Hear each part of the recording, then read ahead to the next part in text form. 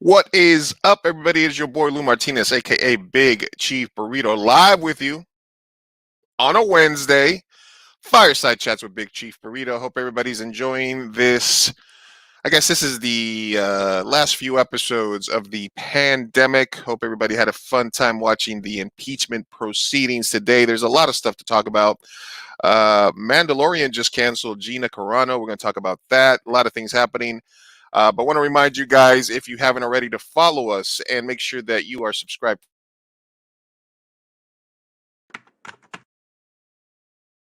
YouTube.com/2mburrito. If you like to read tweets,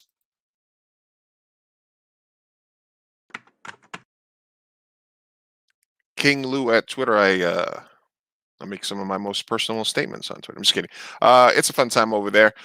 Today we're going to be talking about, I got my Jedi Academy hat on today because I wanted to talk Star Wars. I wanted to talk fandom. I wanted to talk geek stuff. And I've been wanting to have this guy on for a long time since I actually started doing these new podcasts. We did a few together back in the day when I was doing Indie Apocalypse. We actually crossed the streams a couple of times. Actually, I don't know if I want to talk about that. That was in the shower. It was during summer camp. That's not neither here nor there. You're 13, you're in the bathroom, things happen. But no. But David Dawson is somebody that I respect tremendously because of his podcasting and technical ability. He's very by the book in the way he does his pods. I think that the thing I respect the most about him is, the technical savvy that he brings to podcasting, the professionalism that he has, and how he's a very genuine person. So my pleasure to welcome the Big Chief Intellexual. What's up, Lou? Mr. David S. Dawson. I'm blushing over here. I'm all red. How you like that one? Big Chief Intellexual. That's a new one for you. The BCI. Yeah, there you go. Hey man, thanks for coming on. No, it's a pleasure. Always. We cross paths periodically, but not enough, I think. So absolutely. And certainly for the last year, definitely not enough. No, definitely not. Well, I mean, when I started and we started doing our podcast, the Indianapolis podcast, and this was several years back when with me and Ty were doing it, people would tell me, "Hey, man, there's these other people that are doing like a podcast and they're like San Diego locals and this and that." And I was like, there can be only one. And so that was my initial kind of thing about it. But then, that was Mark Atkinson's reaction too. when he heard you were doing a podcast, he was like, "Why are you doing our thing?" I said, plenty of space for everybody. And that's something that I've sort of like, and this was like 5 years ago when not everybody was podcasting. Now literally everybody is podcasting. Everybody's stuck at home. They got to find something to do. If I have to see one more Joe Rogan experience where he's like, "You should have a podcast. I'll help you start one. Young Jamie, order him some fucking $50,000 podcast equipment and send it to their house so they can do it." I'm like, come on. But no, by popular decree, everybody must pod now, and I've been itching to get back into this and have conversations with interesting people, and obviously during pandemic even more so because this is my only human interaction really, other than like a little bit of a lifeline, right? Yeah, other than my roommates, my girlfriend, and like the people that are in my life and my dogs that are back there. This is kind of what's keeping me sane. So I appreciate you coming on. Let's jump into it, man. What is new in intellectual land for you? You're talking Star Wars, right? We're talking Star Wars today. Speaking of, go ahead. No, intellectuals aren't doing much. Well, I mean, we're doing something, but it's not ready to be announced yet. But I will say it's more of a corporate thing. So, okay, a new business venture, if you will. Pays the bills, right? Hopefully, but it'll also be philanthropic, which is important. Hey, Schwartz. Thanks for stopping by, Steven. I think he does know you. Since I did want to jump into, let's jump into it, right? Star Wars Universe news came down recently that Gina Carano has been told, or they made a statement saying that she will not. Is it official yet? Because it was only on like one Gizmodo article that everybody was pointing to. I've seen that there's like a statement from the Star Wars. I don't know if it's from Mr. Lucas himself or from Disney, but basically their statement was that she is not currently, well, she was at the end of season 2 of The Mandalorian, right? And technically she is still in the universe because she's the warlord or the warden of some providence and there. She's in charge somewhere. Yeah. And so technically she's still part of it. But they've said that she is not currently hired. But you can also say the same thing about Pablo Pascal, because they technically might not have a contract for season 3, but that doesn't mean they weren't planning to be there. So Right. they took the tact of saying she's not employed with us now, but we feel like the shit she's saying is horrible, and we have no plans to hire her in the future. How do you fall on in terms of, yeah, good for them, get rid of that chick, or are you on the side of not wanting people to lose their job because of their political affiliation? Um, that's a difficult question because I'm not in charge of a multi-billion-dollar franchise, right? And in my own company, I try and encourage us not to talk politics on our sets and not talk politics when we're working together. Obviously, people are going to talk politics on their personal Twitter accounts and whatnot, but I think there is that fine line that celebrity brings, where your personal Twitter page, your personal Facebook page, and that sort of thing, it's part of your outward public personality as well. And it does have an effect on the production. And if I was trying to protect, they spent $100 million on the first season of Mandalorian. I'm sure they spent $100 million on the second season. That's a lot of money. And you want it to be successful, and you don't want things that'll detract from people enjoying it. That's a lot of Amanda dollars. I'm sorry. I tried. Sorry. But it's I don't like people being canceled, but I understand the reasonings from a corporate structure behind it. Certainly she's had plenty of time to kind of back off of her comments, and Well, she doubled down. But yeah, she doubled down. And unfortunately, when you're dealing with an organization like Disney, like, they don't like controversy. Yeah. Stephen made the comment that, big girls don't cry about making false equivalences between Republicans and the Jews during the Holocaust. The tweet that she put out, or was it a story that she put out, was basically saying Jews weren't persecuted at first by Nazis. The Nazis were the ones that told the people in their own communities to hate and chase each other. And a lot of the people that were rounding up Jews were actually other Jews. And all that happened to those Jews was they were the last ones to get put on the train. It wasn't like they were getting some sort of, hey, you push them into the oven and then you go in after them. It wasn't like they were getting a lot of extra credit there. Maybe they got a little bit, they got to wear something on their chest or whatever. Now, from my perspective, and I feel like it's difficult to put it into like words, but I like my Nazis out in the open. Right?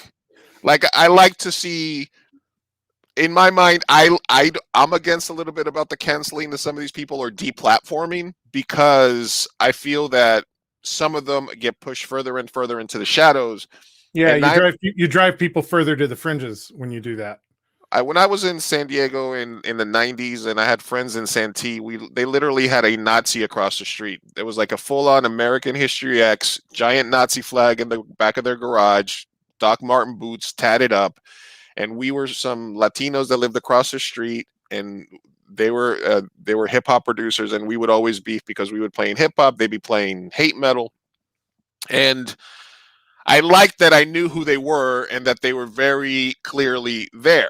Now, when we would get into fights with them, the people that I didn't like was when the sheriffs from Santee would roll up and they would be like, you guys need to leave, come back in like 2 hours. And I'm like, we live here too.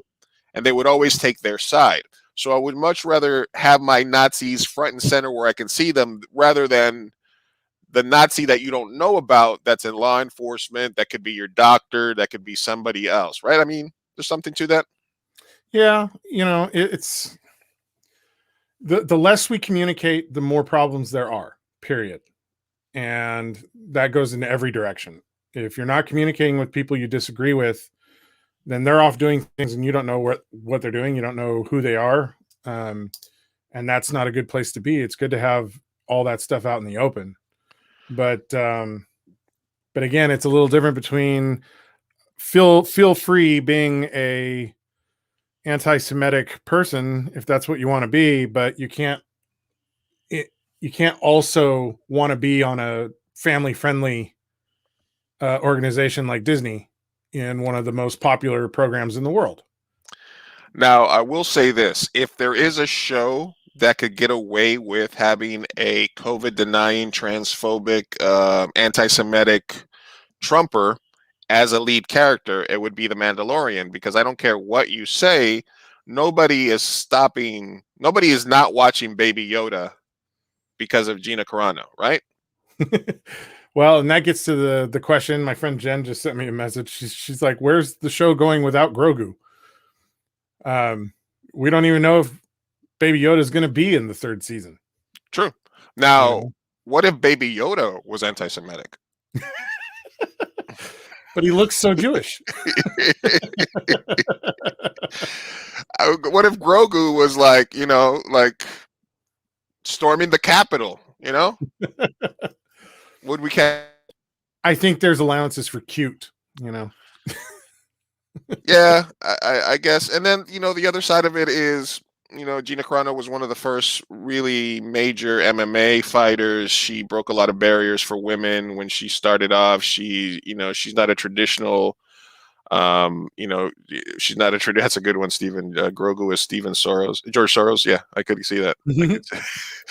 She broke a lot of barriers. She did a lot of good. And then, she's like Kevin Sorbo. She's a Trump supporter. She's a COVID denier. She at the same time Fire Gina was trending. We Love Gina Carano was also trending. So she does have her fans, and she does have, it. Well, here's the thing is, like, none of us is any one thing only, right? She broke a lot of gender barriers in her career. She burst through a whole bunch of ceilings, and she made the transition from wrestling to acting and actually did a pretty decent job of moving herself into that. But she's also this other thing that isn't so entertainment friendly, Right. And I think it's dangerous to peg any person on any one particular thing. Like, she's not just a Trumper and an anti-COVID person. She's also this very strong-willed, determined woman who's accomplished a lot of stuff, which you can definitely admire her for, but also still dislike this other part of who she is. Does that mean you have to write her out of everything because this one aspect of her life is kind of ugly? Right. I don't know. If that applied to me, I certainly wouldn't work on anything. I've got my dark histories and my deep pasts as well. But I don't envy the people at Disney and Lucasfilm who have to make those kinds of decisions, about protecting their franchise, protecting this kind of larger scope of things. And mind you, that those things employ a lot of people. Right. And somebody like Gina Carano going completely off the deep end with her comments could derail the popularity of a program like that, and cost jobs and cost revenue and really hurt an organization. So it's tough. Yeah, but it's cancel Carano. It's not cancel Mandalorian. Like, I think that if there was a show that could get away with it and being like, we respect everybody's opinion, but I think level and all this stuff crept in after season 1, but right. People still came in for season 2 in greater numbers than they did the first round. So yeah. I think you're right. I don't think they had to get rid of her, but I think as a publicly traded company, the optics of it look bad. She also doubled down, tripled down, and was like, boom, she boom. never stepped away from what she wanted to say. And part of that is, I'm sure she had to fight so hard to break those gender barriers and stuff coming up, that she's just developed a very thick skin to criticism. And rather than listen to it, she fights against it, which served her really well for a long time. But I think she hit a wall where she didn't realize that was not the way to go now, Unfortunately, deplatforming in this day and age is a thing. And if you just got to move better. You got to either be. I mean, conservatives need comedians and actors too, right? Kevin Sorbo is getting work doing all his his Christian movies, right? Because nobody in mainstream movies is gonna follow him or hire him. The same with Chachi, right? He's Scott out Baio there. Scott and Baio, Kirk Cameron. Kirk Cameron. The one person that gets away with it the most, you know who that is, right? Who? Tom Brady. Tom Brady had a MAGA hat in his locker room for many, many years. Trump supporter, golfs with Trump, hangs out with Trump. Can you see that? Yeah, absolutely. Well, we're gonna go cup for cup over here. I got my master shake. What's going on here? What's going on here? You trying to show me up over here? What's going on, Dawson? Come on, man. I was just showing you I have my Mandalorian mug. Come on, man. We'll go prop for prop over here. Don't get me started. I'm just kidding. But yeah, Tom Brady's a guy that gets pretty much unscathed, big time MAGA supporter. But people from both sides, he's the GOAT. He's the best. He's this like. I think the meme. Go ahead. There's always been certain allowances for athletes, right? Yeah. Like diehard racists still enjoy a very athletic black man succeeding on a team they follow. As long as he doesn't kneel. As long as he doesn't kneel for the end. As long as he doesn't kneel. But, there's always allowances. And that always gets back to my belief that racism is something you learn. It's not truly a way that we're just born to feel that way. It's something you learn, and you can always make exceptions for it. I myself am a mixed race person who, my dad's family, Indiana family, predominantly white, and a lot of them really racist. But they don't see me that way, even though I'm not anywhere close to as white as they are. They don't see the Filipino side of me, and they'll spout off all sorts of racist hatred stuff in front of me and not think twice about it, and my dad struggled with that all through my youth, trying to get them to realize that I have a different experience from them and that maybe they need to kind of be more aware of it. And it was a slightly losing battle, because on the one hand, they made a total exception for my mother and for my sisters and I, because we are family.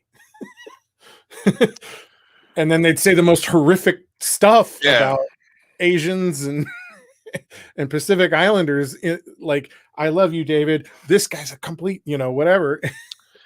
Yeah, that's where the I have a black friend. My nephew is married to a Filipino woman. Exactly. I can't be racist comes in. It's the same way Republicans or conservatives become pro LGBTQ when one of their kids comes out, because as a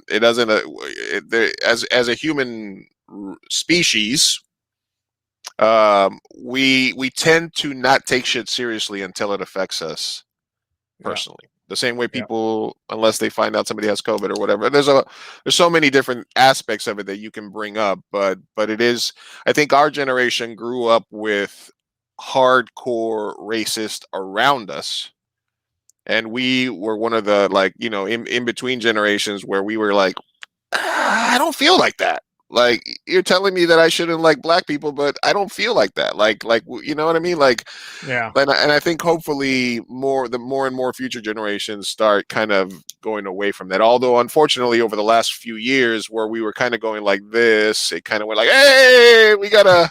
Yeah, they're like, hey, look at us, we're still here. Yeah. And not that, and you can say whatever you want about Trump. Did good things for African Americans, unemployment, did good thing for minorities. A lot of Latinos voted for Trump, but he did have a 100% piece of shit racist in his ear, Stephen Miller. And he's the one that wrote all that stupid shit that Trump was too stupid not to realize were dog whistles, when he was talking about bloodlines, when he was talking at the Ford plant in Detroit. And all the stuff that he said that's very blatant. Like I said, these things over the last 4 years, they were dog whistles. They became foghorns. Right. It wasn't, they were just out in the open. And whatever your politics are, it did embolden more people that had those feelings like hidden to put them out. Right. Because they felt like, hey, if the president's telling me I can do it, right? Yeah. Hey Lou, let me just say one thing. Lauren, I have my Mandalorian watch band, but I had to wear the fabric one today because I've been having an allergic thing going on, and I needed a breathable watch band. She's like, "Why aren't you wearing the Baby Yoda watch band that I gave you?" Well, more importantly, Lauren, why aren't you in the chat? Just kidding.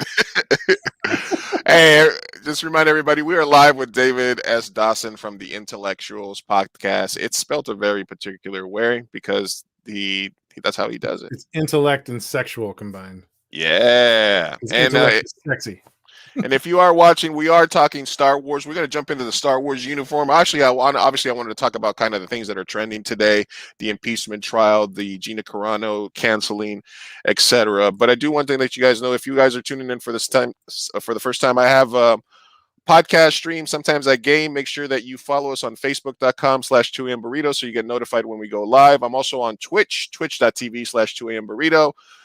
You can watch us there, catch up on the old episodes, and also youtube.com/2M Burrito, where you can watch our old movies. So make sure that you like and subscribe if you can't stay for a long. We allow and we love lurkers. So go ahead and leave the stream open on a tab. Let us get that view. Why don't you?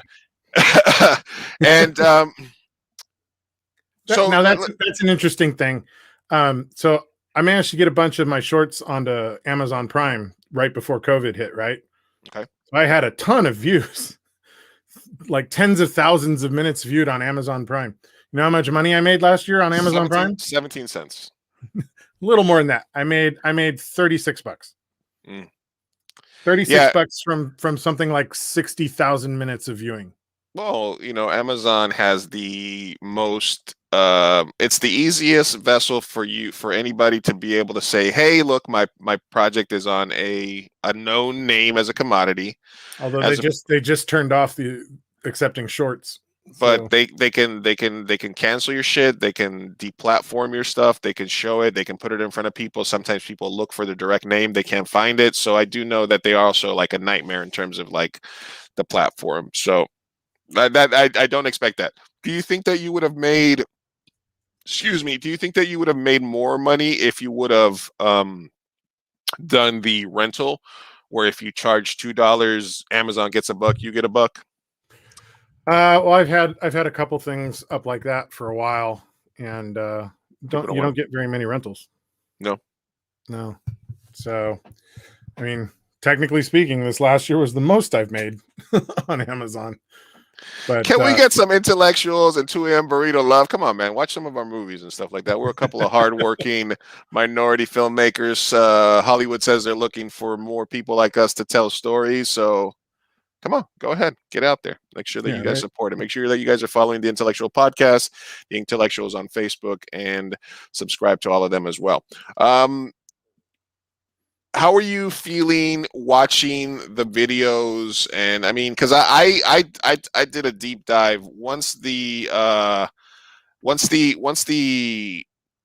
Parler, because there's a site that basically archived and hacked into Parler, right? And they archived over 1,000 hours of videos taken during the insurrection, and it's just like you get lost in there. I went in there, and a lot of those videos that they were showing today were part of that, because but people were still surprised at what they saw today. What kind of feelings did you have kind of rewatching that, and was it the same as you had when it was happening live? It's definitely not the same as when I watched it live. Because there was just shock and horror that it was actually happening when it happened. But it makes me sad more than anything. I'm just sad that, we've come to this place where so many people in our country just feel like it's them against everybody else. And I think that's always a dangerous place for any country to end up in. And once you get there, that's when civil wars happen, governments collapse. And, I don't know that we're quite that far yet, but I think if we can't figure out how to turn this around and start listening to one another a little bit more and acquiescing a little bit, There you go, Paime. like, if we just stay in these rigid corners of our universe, it's all going to crumble apart. I mean, coups are a thing, man. I mean, all over the world, South America, Europe, the Middle East, coups are a thing. To think that it couldn't happen here is dumb. And we were very close to them getting what they wanted, which was tied up congressmen and senators and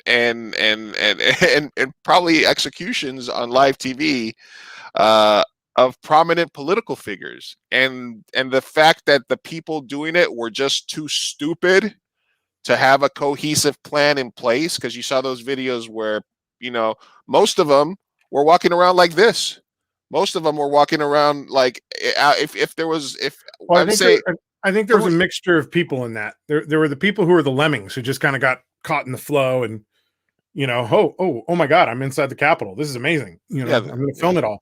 They were got chasing. Swept up in with the radicals, and unfortunately, my dad used to tell me, if you wallow in shit, you're going to smell like it, and those people who ended up in the Capitol by accident because they got kind of wrapped up in the heat of the moment, shame on them, Tell them what they won. Tell them what they won, David. 10 years in jail, courtesy of your President Trump, who just made that law recently about defacing statues. And guess what? Now it bit you in the ass.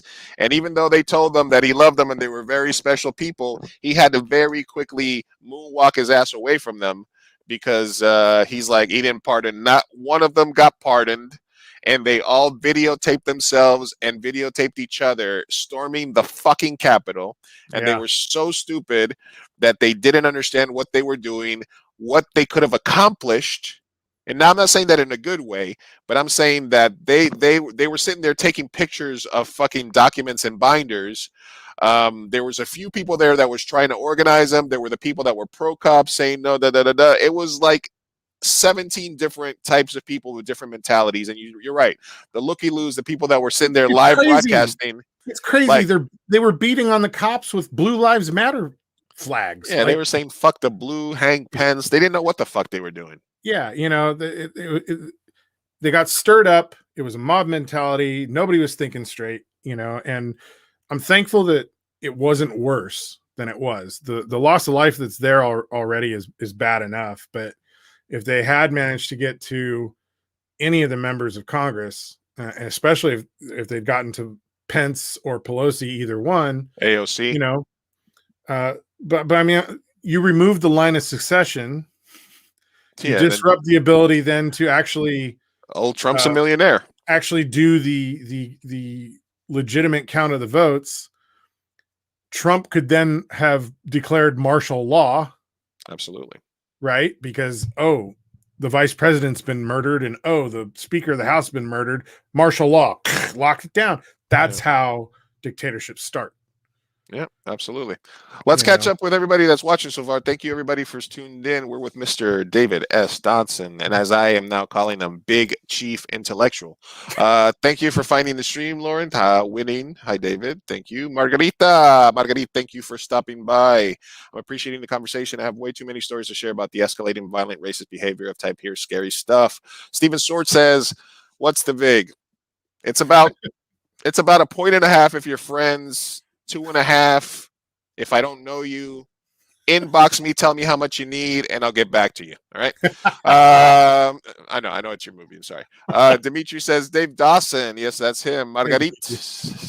You have both put words to the experience I have had and seen. Thank you, Marguerite.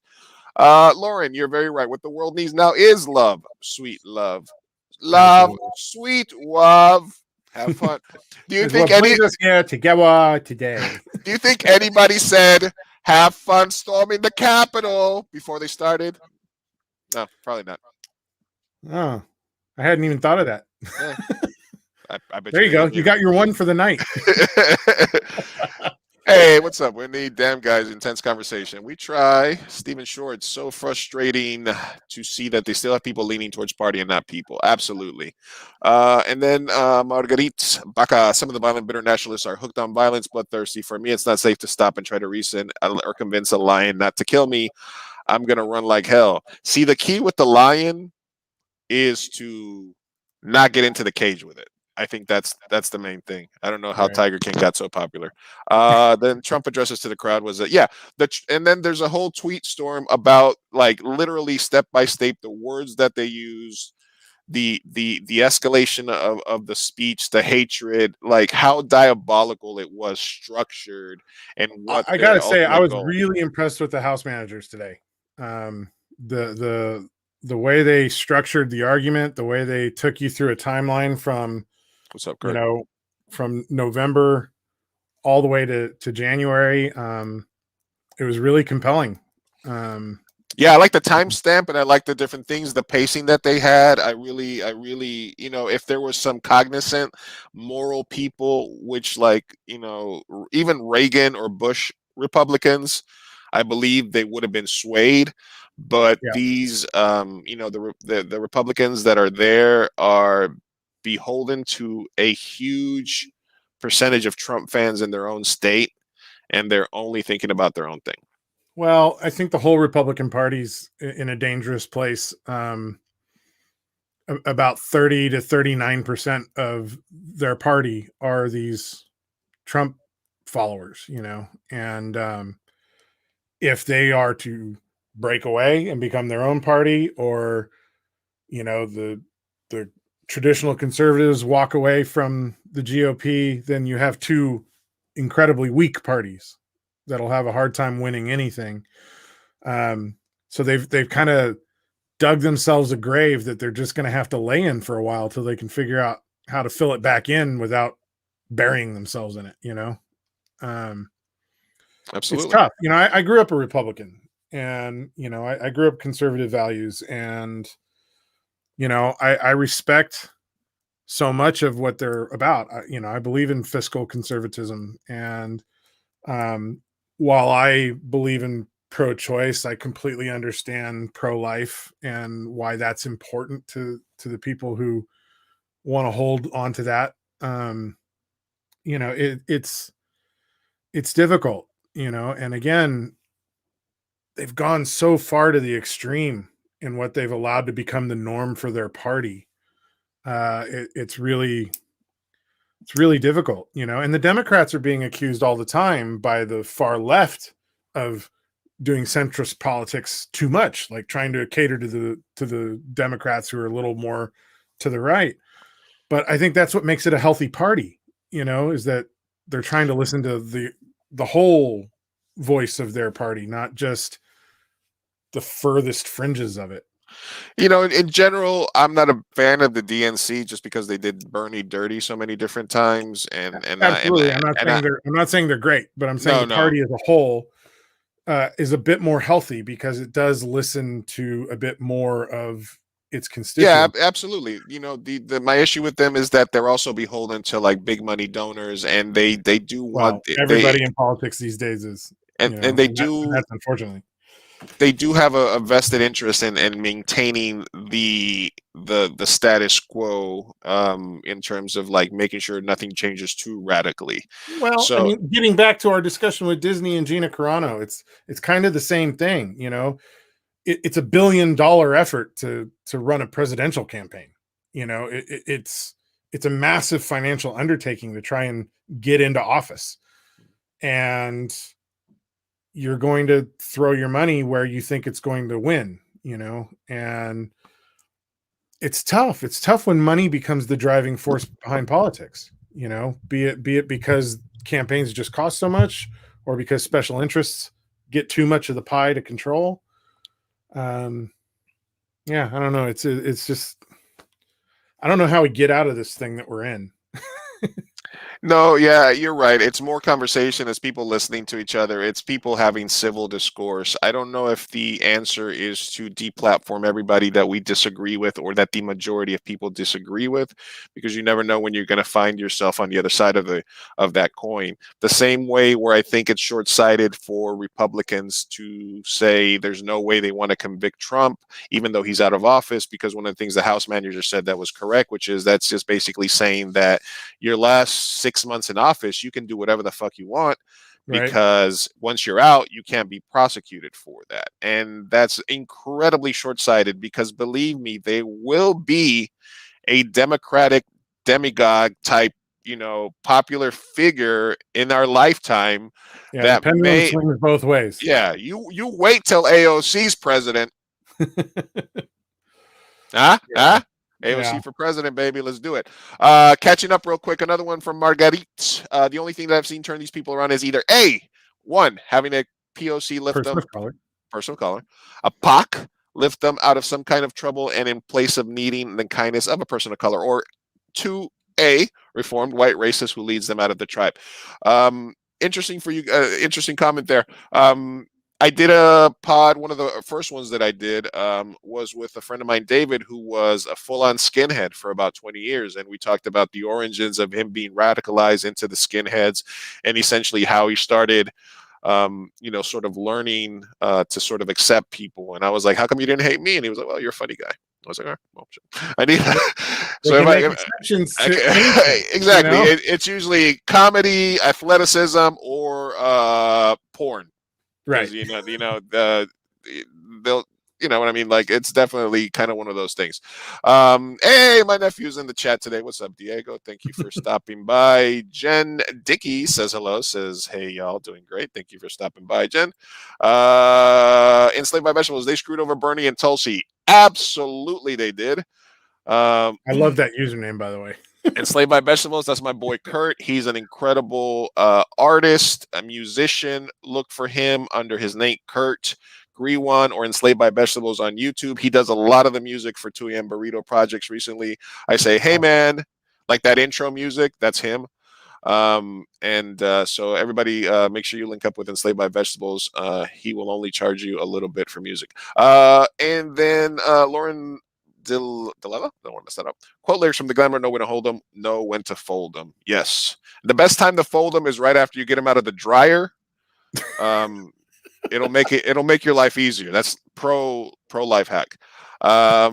Steven says, as a Disney employee, I have to be apolitical while on stage. I guess one of the things that you Hey, it's my sister.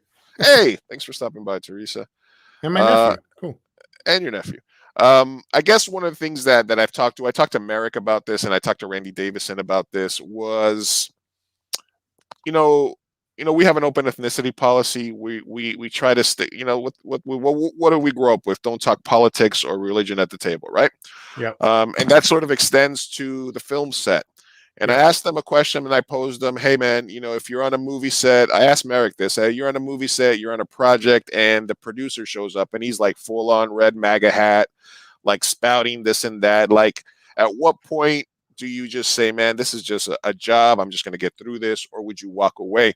And he basically told me like what the line would be for him in terms of walking off a project if he felt like that person was being an issue. And then the follow-up question I had for Randy was, let's say you get the job after him and you realize that one of your person of color actor friends walked off this set because of the situation. And now you, as a white person, white actor, are on set with them. They're going to feel a lot more comfortable kind of spewing that around you. Would you feel comfortable taking that job if you knew that somebody else had rejected it because of that? And I guess you can stick to your own kind, in as 85% of Hollywood filmmakers, creatives, I think, lean more left. Yeah. But there's a lot of money that's in the right. Yeah. How do you feel about kind of that mixture? Well, I think that mixture is just what it is. Unfortunately, a lot of really, really wealthy people, predominantly older money types, run far to the right. and they're the ones oftentimes who are investing in the movies. So it's we always talk about getting in bed with the devil, like sometimes in our business, especially, the only way to come up with $100 million to make $100 million film is to get in bed with a really rich conservative. Now, again, I don't think all conservatives are evil people by any means. And I think the majority of them aren't. But I think you as an individual have to draw a line for yourself in the sand of what you're okay with. Again, going back to my dad's comment that if you wallow in shit long enough, you start to smell like it too. Do you want to get in bed with a person who you don't agree with so adamantly? And it's a tough call because as artists, getting the chance to make your dream project, to be in a kind of larger universe of filmmaking, it's tempting. It's really tempting. But I think they come to you. You get an email tomorrow, David. Hey, Mr. Dawson, we'd like to give you $50,000 in advance and $250,000 to promote your podcast, and we want to give you a brand new studio, and we want to set you up, with whatnot. So get back to me at your earliest convenience. Signed, the My Pillow guy. Yeah, I'd have to turn it down. Look, I'm 40. Almost 46 years old. I've lived probably I've lived more than half of my life at this point. I know who I am. I know what I'm okay with, and I know what I'm not okay with. And I have been poor most of my life. I've also had a 6-figure job for a while and lived that side of the life too. And in the end, I walked away from the 6-figure job because I couldn't stand the kind of politics of wealth. And I went back to being an artist, and I'm a struggling artist, and that's okay. It's okay to be struggling. I don't mind it because I'm pursuing things that I'm passionate about. And I've been able to do philanthropy that's just about doing good, not about making myself look good, making it a statement about me. It's about just trying to help people, You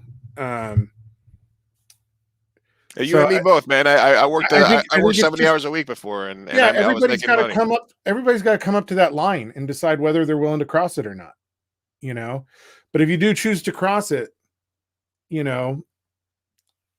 I hope that people don't feel trapped once they've gone over the edge. It's okay to throw your arms up and go, "This wasn't right," and take a different direction. I don't know. It's rigid thinking. I think too many people are too rigid, and they get so rigid in their thinking that they get stuck in places that they didn't intend to be. Yeah. No, I was relating to what you were saying because I also I went to film school, dropped out, always wanted to make movies, always wanted to create. But I was stuck in this place where I was running, a call center for like 10 years, making, a lot of money, working 70 hours a week, but I never got to make movies. I never got to do what I wanted. And I had to downshift, get a job where I was only working 20, 30 hours a week so that I can actually dedicate something to something that fulfilled me. I happen to be really, really good at something that I have zero passion about, and yeah, I could have just lived my life saying, I always thought about making this movie. And instead I decided, okay, I'm going to be broke, but I've been poor as hell before, and I've been, I've had money before. So it is how it is, to thine own self be true, as Shakespeare once wrote. Well, and I really came to realize when I was making all that money that it didn't make me happier. Absolutely. In a lot of ways, I felt worse making that kind of money for what I was doing, and it just didn't jibe with who I want to be. So, but I think everybody's got to make that decision for themselves. Let's switch gears, Mr. Dawson. I don't want us to get caught up in this downward spiral of hate talk and whatnot. We've talked about Gina Carano getting canceled. We've talked about the insurrection and the pending impeachment of the president. Let's talk a little bit about the sort of COVID COVID as it pertains to film and as it pertains to local production specifically. I had spoken recently to some actors, directors, producers that made a couple of a web series during COVID. We had a discussion because my original take was, and it continues to be, your shitty web series. And I use an example of your shitty zombie web series can wait. Nobody needs to die because of that. Your opus, your feature, your short, nobody gives a fuck. And people don't need to die so that you can make your fucking shitty movie, whether it's a zombie, whether it's action, whatever. And I felt that way truly. But it doesn't mean that I can't have a conversation with friends of mine who are doing it and just have a discussion. This is my view. This is view. They presented themselves pretty well, changed my mind a little bit.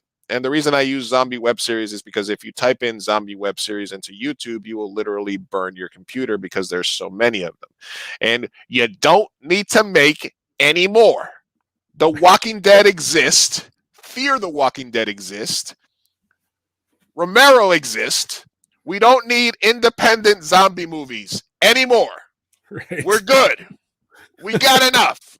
We're all filled up on zombies. We're all filled up. We're all filled up with crazy zombies here. Try something else.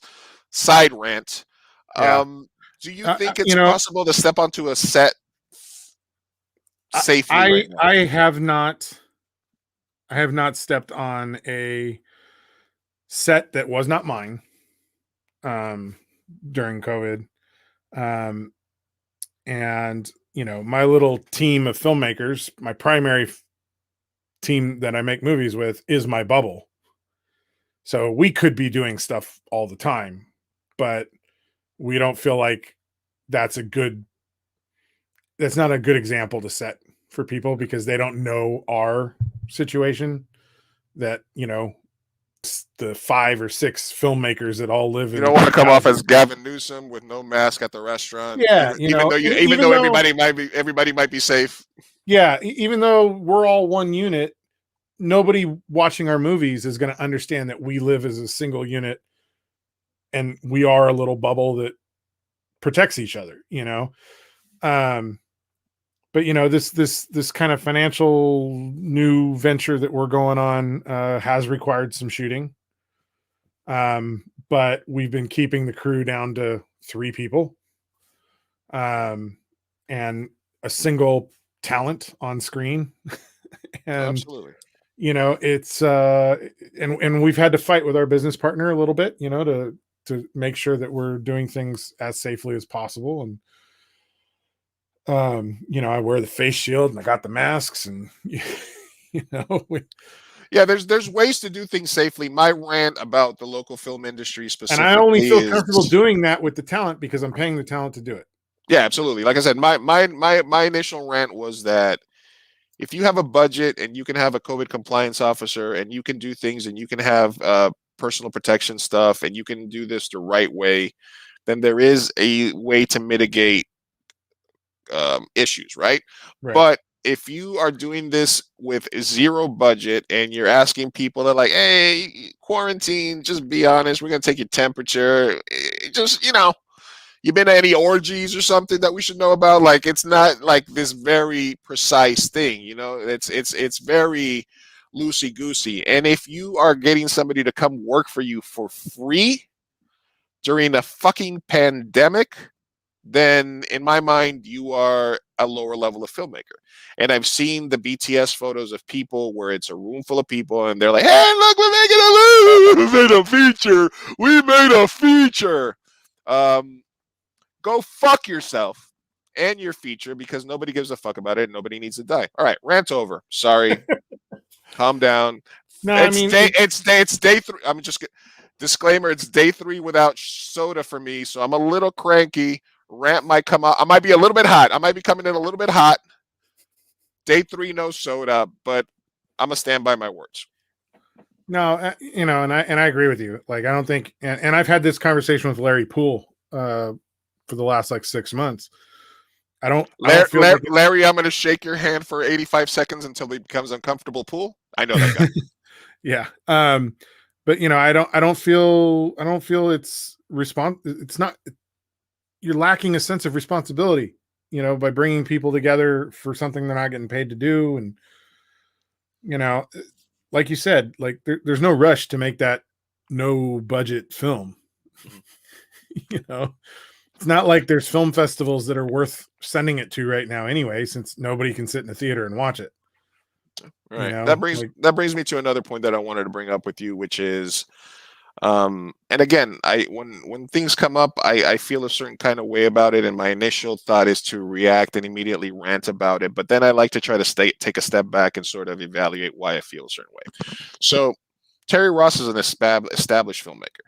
Established filmmaker. She's an established acting coach here in San Diego. Her yearly things where she has actors, she hires Oscar and other people to make these short little scenes for people to help their actors get. I have a packet of headshots and I have a USB drive full of scenes from their last showcase. But she promotes that she's starting a new film festival, another local San Diego film festival. Yeah, quarterly film festival. A quarterly film festival. Now, I've had rants before this on my previous pod and before, and I try to be on the side of filmmakers, whether I feel that something local that's happening is a money grab, or whether I feel that a festival is not really. If I see a festival and the judging process is you only have to watch half the movie, I feel that that's a ripoff. I feel that if unfortunately, every film festival does it. No film festival doesn't mean it's not a ripoff, David. Does not mean it's not a ripoff. No, if you're gonna charge somebody, I want to be clear. If you're gonna charge somebody $75, watch all the movies. If you're gonna charge somebody $75 to submit a movie that they made 8 years ago.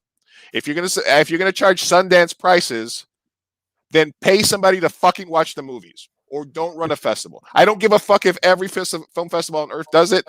They shouldn't be done. It's a money grab, and you're ripping off filmmakers. Yeah. There is an entire industry made to take money out of your pocket and my pocket. And every single film festival that is a monthly film festival is a ripoff. And if you're a filmmaker and you post on Facebook or Twitter and Instagram that I got into the Launch Indie Fest Maricopa County September Festival, you are a loser and you're a fucking horrible filmmaker because you're promoting a monthly festival laurel. You paid $35 so that you could put laurels on your project from a shitty, non-existent monthly festival. Again, day 3, no sugar. Sorry, but it also builds up a false sense of accomplishment, right? If you're absolutely getting a ton of laurels, but none of them mean anything. I am not above that. I submitted my film festival early on in a career. It was the Miami October 2017 festival, and we got in. And I fucking used those laurels, but then I realized I was promoting myself as a filmmaker that got into a September version of a monthly film festival with no screenings and shit like that. So I basically paid $40 for some laurels. So when I first heard about this new festival, I was like, we already have too many festivals in San Diego. Not all of them are doing it right. I know Miguel from Horrible Imaginings takes great pride and takes a lot of time to watch every movie that's submitted. And I know they do a lot of hard work to try to curate that festival. I know Ethan, Moises, and Juan at San Diego Latino Film Festival it takes a lot to curate a yearly festival and do it right. It takes a lot. So for you to tell me that you're going to do this 4 times a year, I'm going to be a little sus about the entire process. Now, after I stopped and I talked to her a little bit, we went back and forth. I was like, you know what? I'm going to give it the benefit of the doubt. I'm going to have her on the podcast. We're going to talk about it soon, etc. But how do you feel? I mean, you've given me some of your thoughts already. What are some of your thoughts to sort of my criticism on the festival circuit? Well, again, it depends on the festival. So when we did our feature film, What's the Vig? Shout out to Steve and Mark. When we did What's the Vig, we paid to be in the New York International Independent Film Festival, Los Angeles edition, right? And it was like $285 or something to get in. Fuck. But our film screened at, I think, the Lamley Theater right across the street from CBS Studios. And it was awesome to have our movie screening there. It would have been $500 to rent that theater to have a screening there. So the way I looked at it was like, hey, we paid a little more than half what it would have cost to rent the theater for ourselves. and then we had the parties and whatever that we could go to. So it was like, okay, it's a pretty expensive festival to get in, but we got in. We actually won some awards, but in the end, they don't matter because it wasn't it's that not big a deal of recognized. a festival. Right.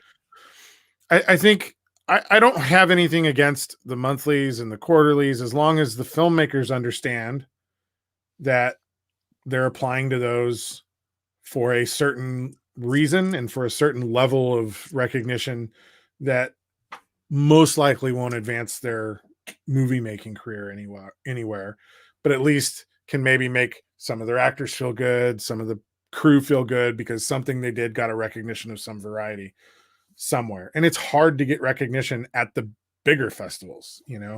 Sundance gets something like 5,000 submissions. I know. I feel that. I understand that. But again, I think it's all about expectations, and knowing what you're paying for and what you're paying into. I guess I just sort of see myself as an advocate for filmmakers because I've made every single mistake that a filmmaker can make in their career, and I've tried to get and I've tried to do things the right way, in terms of like, being respectful of people's time that work with me, and people that provide work for us for free and stuff like that. And part of the reason I haven't done a major production is because I don't want to do a major production until I can pay people. Yeah. And I feel like that as a filmmaker, that's kind of one of the draws of the 48 for us, which is, yeah, it's expensive to be a part of it, but you're going to screen, and that's something that people like. But I also feel that people locally and in other smaller cities sort of build or plan their year around that, festivals and competitions, because they can ask people to work for them for free without any consequences. Yeah. So again, apologize if I'm coming in hot today about with some of these rants, but I do try to put myself in the shoes of a starting filmmaker as I was once. And let's say you have $500 to spend on festival entries, and if you spend those $500 on some of these launch film festivals, monthly film festivals, you're going to get laurels. But anybody who looks into them, or anybody who matters, who's going to say, hey, let me look at what recognition you've gotten so I can consider you as a filmmaker, is going to know that those are bunk. Now, the other part of that is that you used to be able to spot these festivals by the fact that they were online only, or they were just a virtual event. Yeah, and right now everything is. Sundance was virtual this year. Yeah. Weird, I have right? I have Rosa from Latinx Lens tomorrow. She was a reviewer for Sundance this year, so she went to, so she got to watch all the Sundance movies virtually. San Diego Latino Film Festival went virtual last year. I was a part of that, so it's even harder now. But my point for filmmakers out there is just to do your homework about the festivals, about what their process is, because you literally could just be throwing away your money.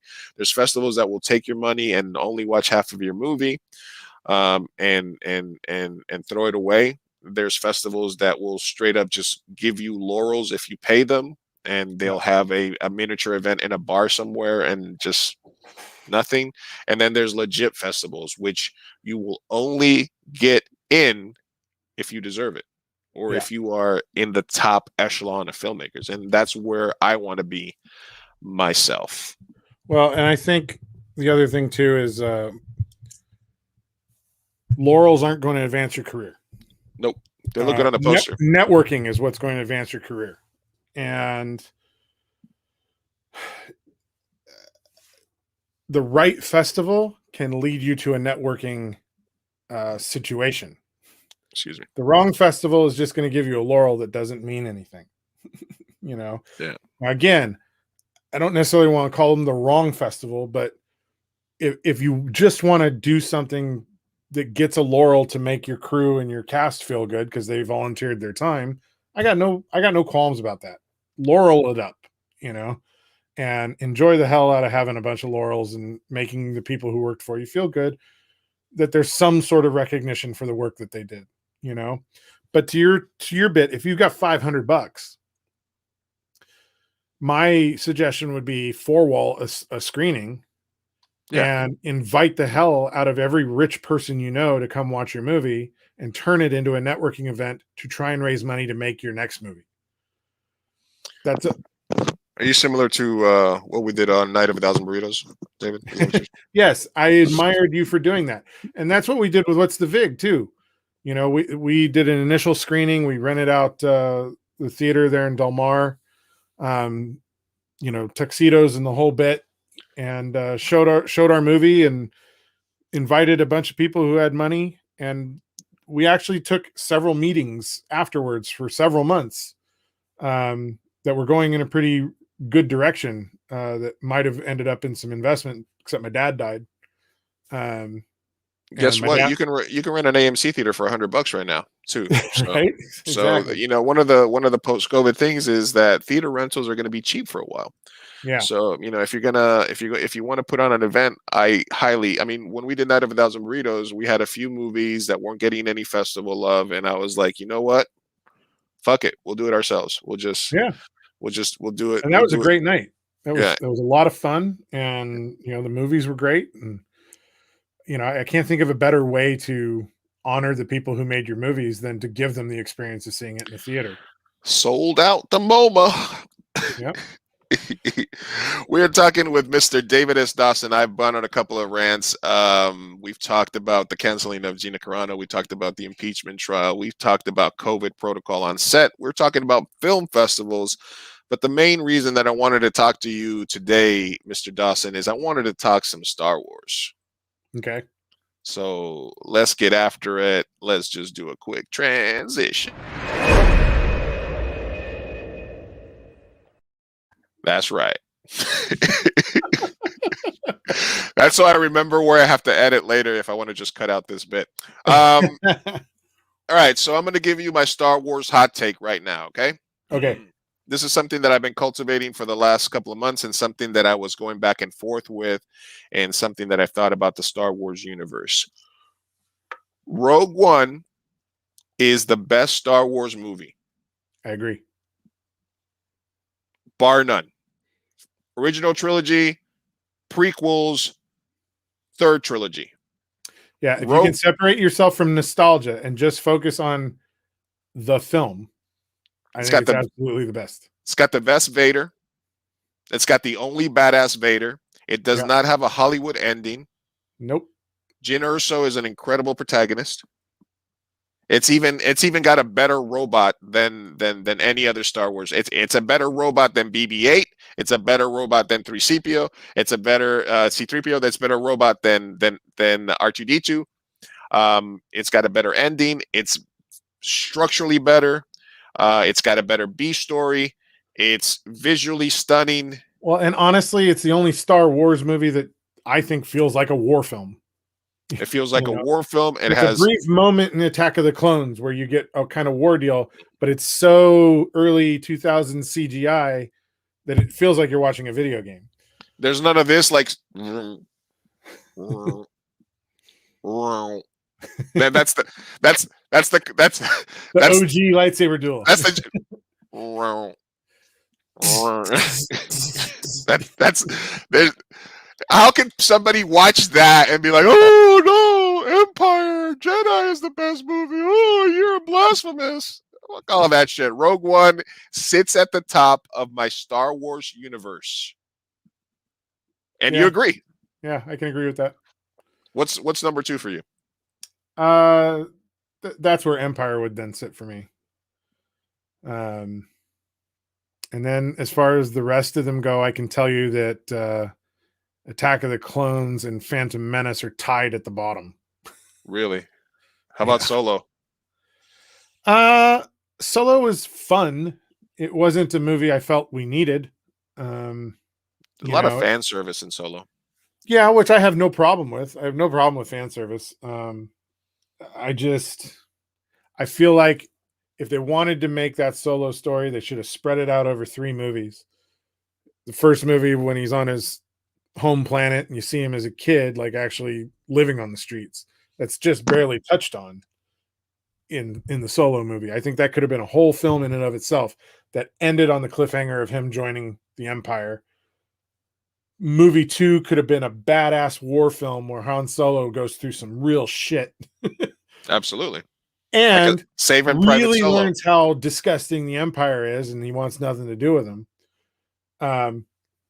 And the end of that, he gets the Millennium Falcon and meets Chewie. And the third film is them kind of breaking out and becoming the smugglers that they eventually become. I think all of that could have been much more developed and played out over 3 films and been super enjoyable, as opposed to kind of a Cliff's Notes. Here's all the check mark boxes we've got to get through in this one movie. You ever wonder where the dice came from? You know, yeah. Here's the dice. Nobody cares where the dice came from. We want a good Solo movie. I do have a pair of those hanging off my rearview mirror in my car, though.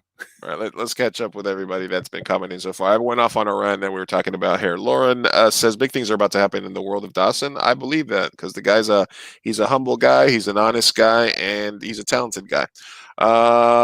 Whitney says I am loving this rant. Oh, thank you. At least somebody enjoyed it. Whitney likes the rant. And Miguel is thorough about watching all the movies. Absolutely, I've been behind the scenes on San Diego Latino Film Festival, and I saw the care that they put in. And when I interview Miguel and he talks about the movies and the pain that it takes him to reject the movie, he was telling me about the pain it took to reject my movie. So I completely understand. Yeah, when he rejected one of my movies, I got a personal phone call from him. He's like, I can't. I'm like, it's cool, Miguel. It's fine. You know, he's like, I really tried. I also agree, most depth in storytelling, but are you pulling Mando into this comparison? Now, if we're talking Star Wars properties, Mandalorian has to hit the top 5 for me, because it still could go up or down based on what they go. I don't want to lean too much into the cuteness factor of Grogu, you know, and stuff like that. But I do think that Mandalorian has to get some love, right? Yeah, well, and I love that it's pushing the envelope technically in how they're making the pictures. You know, like Star Wars has always been about advancing the technology of filmmaking. Now, the whole thing about Lando banging the robot in Solo is that what you're talking about, the robot lives matter moments? Because she's like, oh, it can happen. Mr. Castleman drops in. I clicked the video and heard Hey, Ryan. They could have spread it over 3 movies. That was very David Dawson to me. All right, hey, Castleman found the stream somehow. Couldn't find it when we were going to talk Shouldn't politics. Have been a solo movie. It should have been a trio movie. And Robbie says, I totally agree with Solo. Point, yes, great point. Should have been 3 movies. All right. Now, a couple of questions for you, because you're deep into the Star Trek fandom, is how did you feel when they sort of, you know, in the last trilogy, you know, some of the stuff where they, you know, they were talking about they had people of color, minority characters, but they didn't really give them much to do. You're talking about the sequel trilogy? Yeah. Well, I mean, John Boyega was one of the 3 leads, but I don't know that being a person of color matters in the Star Wars universe.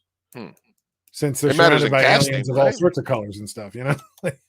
Like how do you make that a focus? I mean, it's nice to have representation on screen, and I can see how that's a positive thing for kids who want a toy that looks like them. I certainly have had my moments where I've kind of blubbered a little bit, you know. Moana made me freaking tear up to see Polynesians in an animated movie. You know, I had no idea it would hit me like it did, but I was like, oh my God, this is amazing.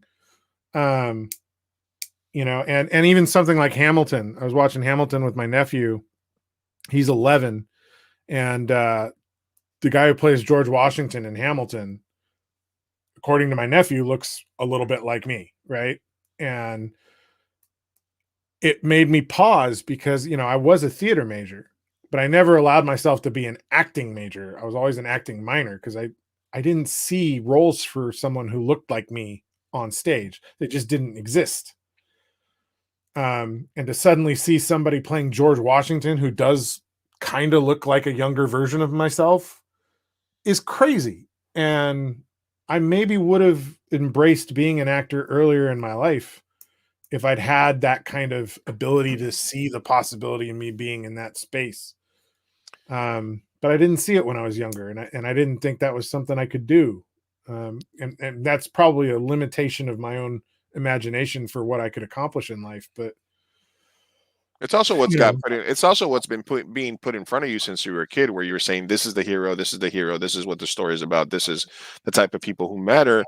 And I felt the same way when I used to watch L.A. Law back in the day. Like I'm talking about early '90s, when I would see, and I wasn't even seeing them on screen. They would run the credits for L.A. Law, and then I would see A. Martinez, which is the actor, A. Martinez.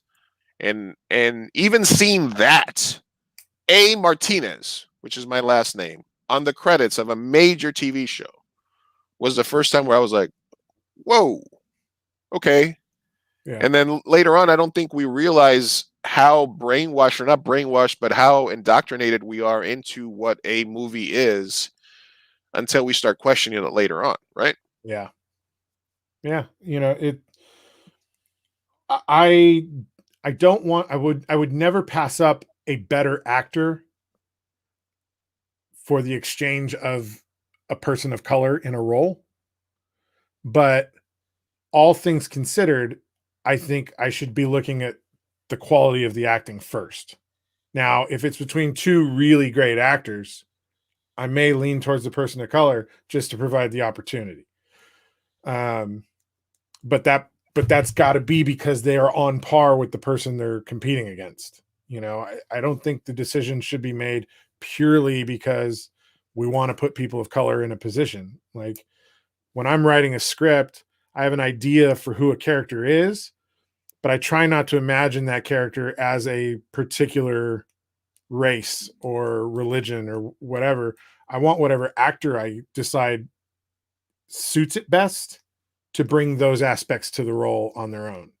So I kind of write characters as neutral as I can, generally speaking. And then hopefully the collaboration with the actor, if it's a person of color or white, doesn't matter. We collaborate together to bring some of that person's life history and personality to the performance that they're giving. And I try to be open to changes to the script while we're shooting. And I think you can be inclusive in that way without making it just about being inclusive. Like Absolutely. I think it's affirmative action is important, but it also can't be it can't be everything. Like you still have to pick the right person for a part. And we've always kept an open ethnicity policy for any part, and like from my perspective, dealing with like, at the end of the day, filmmakers, if it says written and directed by Luis Martinez, that's my art. That Mhm. is my movie. And whoever is making the movie, whether you're white, black, Hispanic, female, transgender, whatever, at the end of the day, that movie is your art. You have to make the decision for yourself who to put on that screen, who to cast for whatever reason it is. It is your artwork.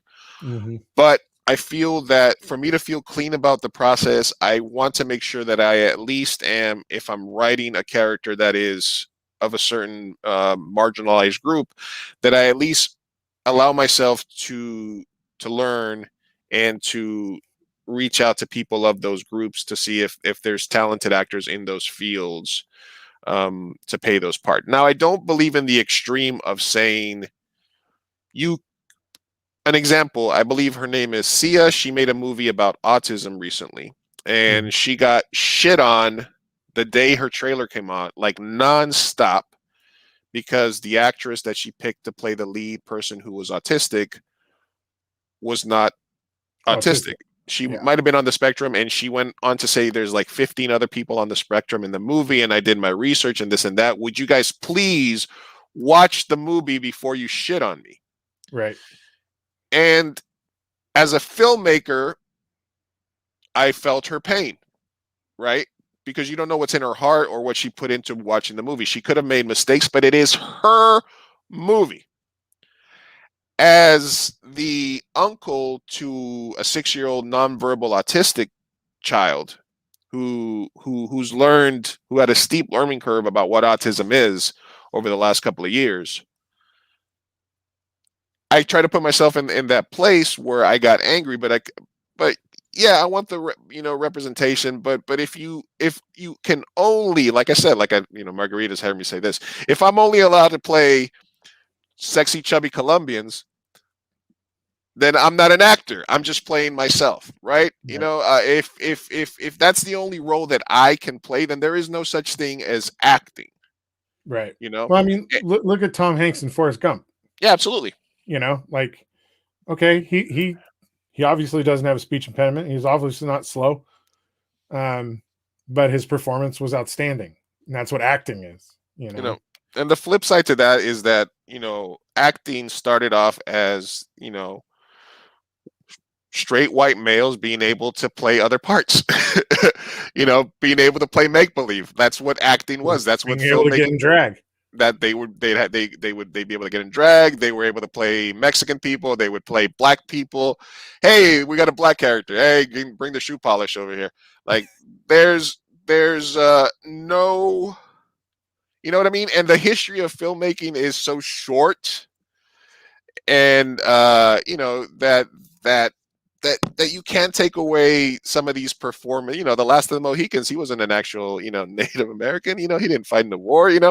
My Left Foot.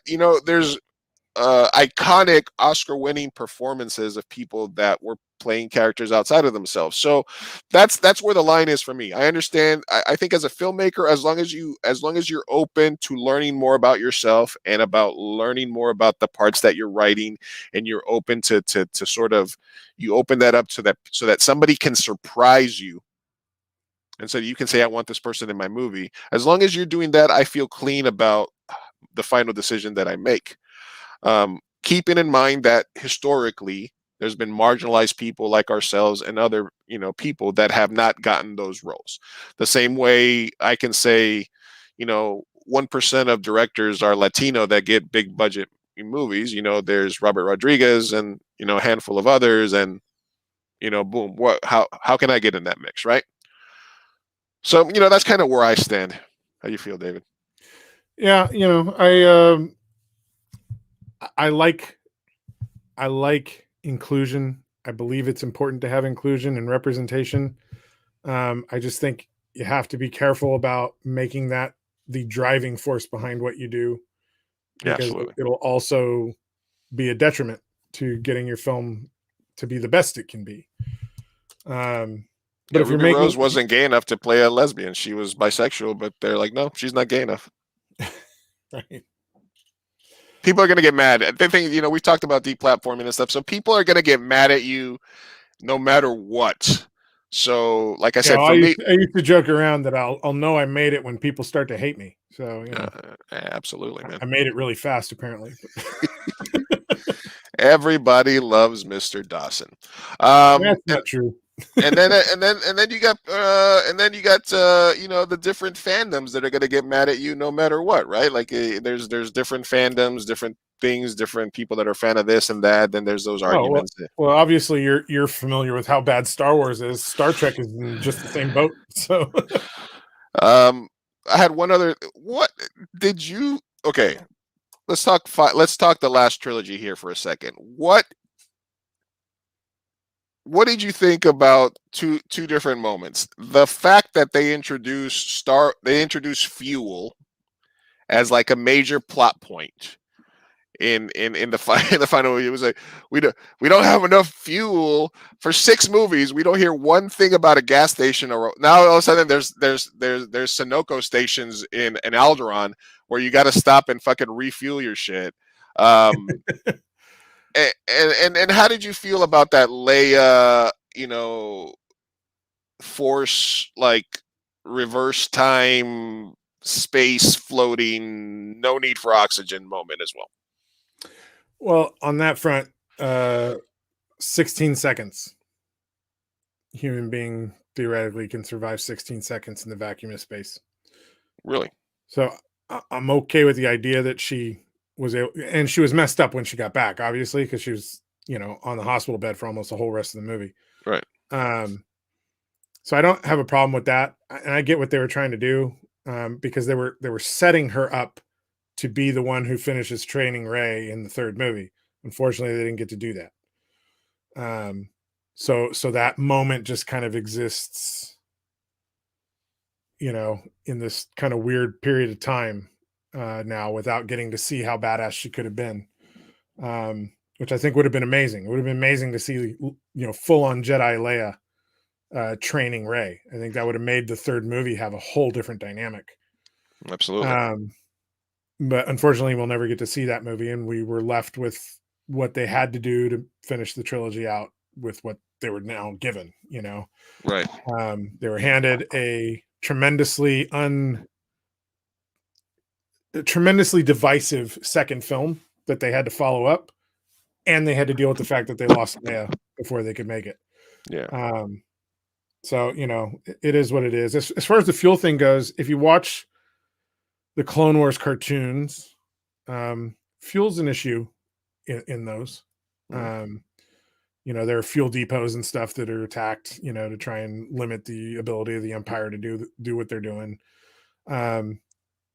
Look, 6 movies before it only covered say they're all 2 hours apiece. Yeah, there's there's so many hours of time in the universe, Disney's going to make sure that we get to see every planet. Everybody's going to get a standalone series. They're going to make sure they get their money's worth. Yeah. And I have no qualms about that as long as they do a good job with it. Are the sequel films the best movies in the group? No.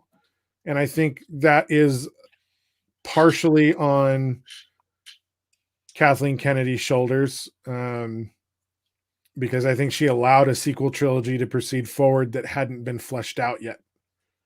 And Bob Iger is probably also partially to blame for that too, because they really wanted to get those movies on the screen as quickly as possible. Yeah, that's it. Rebels, and the Rebels cartoon feels a big issue. But I thought they were enjoyable. I thought some of the cinematography in Last Jedi was great. Yeah. I think a lot of the imagery in the sequel trilogy is really good. Yeah, it was a bold move to have the 3 directors not really even communicate with each other, though, about what they were going to do. Well, and again, that's where I do lay blame on Kathleen Kennedy and Bob Iger. Is like, well, we're going to bring in different directors and they're going to write their chapters themselves. And it's like, okay, well, that creates a very disjointed storyline. So yeah, the original trilogy was not directed by George Lucas all the way around, but George Lucas maintained control and made sure the story went a certain direction. And I think that it was a big mistake to not do that on the sequel trilogies. Now, if you were judging them as a group, original trilogy, prequels, final trilogy, and the standalone projects, and the new sort of Mandalorians, Rogue One, etc. Which one of those 4 do you think is the strongest? The original trilogy, I think it holds up the best. Because of Rogue One, those 2 spin-off movies probably sit in my number 2 spot, but just because of Rogue One being as badass as bad as this. See, I thought I had a hot take with that, and you're like, yeah, I agree. I thought I was breaking new ground. Like, all right, I got this hot take. Rogue One, best Star Wars movie ever. David Dawson, what do you think? And he's like, yeah, pretty much. Yeah, I love it. It's gritty. It's. You turned my hot take into a mild take. Much like Mandalorian, because it's not focused on the Skywalkers, right? I mean, Darth Vader makes an appearance, but it's not focused on the Skywalkers. It's teaching us more about the larger universe of Star Wars. I really enjoyed that aspect of it. And it allowed them to tell a story that was different and in many ways, I think, more bold than what they did with the sequel trilogy. Absolutely. And certainly I think they got scared after The Last Jedi came out. That's why they brought J.J. Abrams back. It's like, okay, do something safe and finish this up for us so we can do something else. Having to change directors halfway through Solo, bringing in a pro or ringer. I kind of was interested in how that movie would have turned out if they would have just kind of kept the same direction that they were going as well. Yeah. And it's funny because everybody calls that movie a flop, but Ron Howard loves the fact that it's his highest grossing movie he ever put in theaters. You know, so it's all a matter of perspective. You know, is it a failure because it didn't make $1 billion? I don't know. Yeah. It made more money than any other Ron Howard movie did. So yes, absolutely. All right, let me catch up here with people that have been tagging along here. We're talking with David S. Dawson from the Intellexuals Podcast, the Intellectual Entertainment Network, podcaster, filmmaker, rival. I'm just kidding. Let me catch up on everybody. colleague, Steven, let's call it colleague, sorry, I'm just kidding. Stephen Short says, I'm pigeonholed in the short, fat Jew role. Hey, man, there's a lot of roles for that. you can play Chewbacca.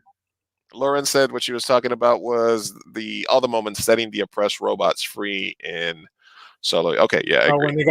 When they went through the Kessel Run. Yeah, I guess allegory and whatnot. I thought the banging robots thing was a little bit out of line, but who knows? Mike Peterson says, "Give it all to Favreau and Filoni." Yeah, why not? That's good. Well, and I honestly was surprised that they proceeded forward on the sequel trilogy without having Dave Filoni kind of overseeing everything, because he'd been running the animation department since the prequel trilogy ended, and was really kind of George Lucas's heir apparent. Like, I don't know why they didn't tap him earlier on to kind of manage the storytelling. Then Lauren says, talk about the set for filming The Mandalorian, innovative and brilliant that Lucas was trying to film that way years before it was developed. Do you think that set will be the new standard? Now, for people not familiar, it's kind of a hybrid of a green screen and a practical set, where there's a lot of stuff that they have physical. They're not using CGI. All nearby objects are real. All distant horizons are on LED screens. They've got a 260-degree LED wall, super high resolution. Hence the $100 million price tag. And the panels go over the roof too. So that it's really interesting. They don't have to bring in a whole bunch of lights because those LED screens light up the set. Yeah. And creates a much more natural lighting technique. I've been reading all over the place that production companies across the board are all looking to do that. Because it's allowing them to do a much higher quality television program on the budget that they have than they otherwise would have been able to do. And I think it's cool, but they still hit limitations on it. So when Robert Rodriguez directed that badass Boba Fett episode in season 2, that was kind of the first time they left the lot. They'd done some outdoor shooting in front of green screens for Bryce Dallas Howard's episode in the first season. With the lady that fell in love with Din, but they've never really gone on location. So Robert Rodriguez was the first one to take them on location. And how badass was Boba Fett in that? Like, finally, Boba Fett is a badass. Did we get an explanation of how he survived, or is it just like? I bet you we'll find that out in the Book of Boba Fett.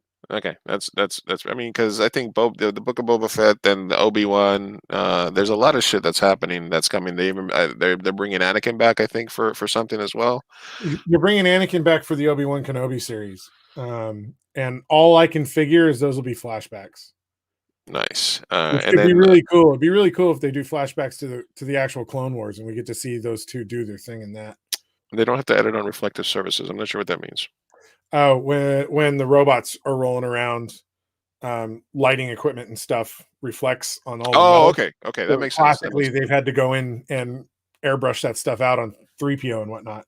But with the Void, all the reflections look natural.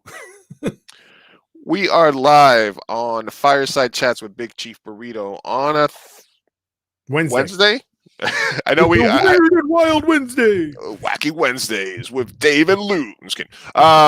And thank you everybody. We've gotten a lot of comments, a lot of people watching. Want to make sure that I remind you guys that if you're having fun and you guys want to watch me do some other interviews, make sure that you're following Facebook.com/2mburrito. If you go on Twitch and if you log gaming, sometimes I play video games. Most of the time, I just make sure my interviews are being streamed on Twitch.tv/2mburrito and then YouTube.com/2mburrito. Basically, if you look for 2mburrito anywhere, even on Spotify or iTunes, after we do the live show, I put the podcast audio only version, and it will be on Pandora, Spotify, iTunes, literally everywhere that you get your podcast. So if you are subscribed to the Intellectuals podcast on iTunes, as I am, go into that little search window, search for Chief Burrito podcast. Give us a alert. Don't worry about it. Thank you for everybody that's watching. We've talked about all the major points that I've wanted to talk about to you today, Mr. Dawson, but I do have something that I do with all my guests, and that's called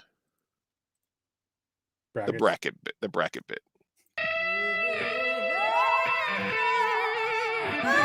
All right, boys and girls, you know what that sound means. It's time for bracket bit. Bracket bit. Bracket bit. Woo, woo, woo, woo. Bracket bit. Bracket bit. Woo, woo, woo, woo, woo. Fireside chat.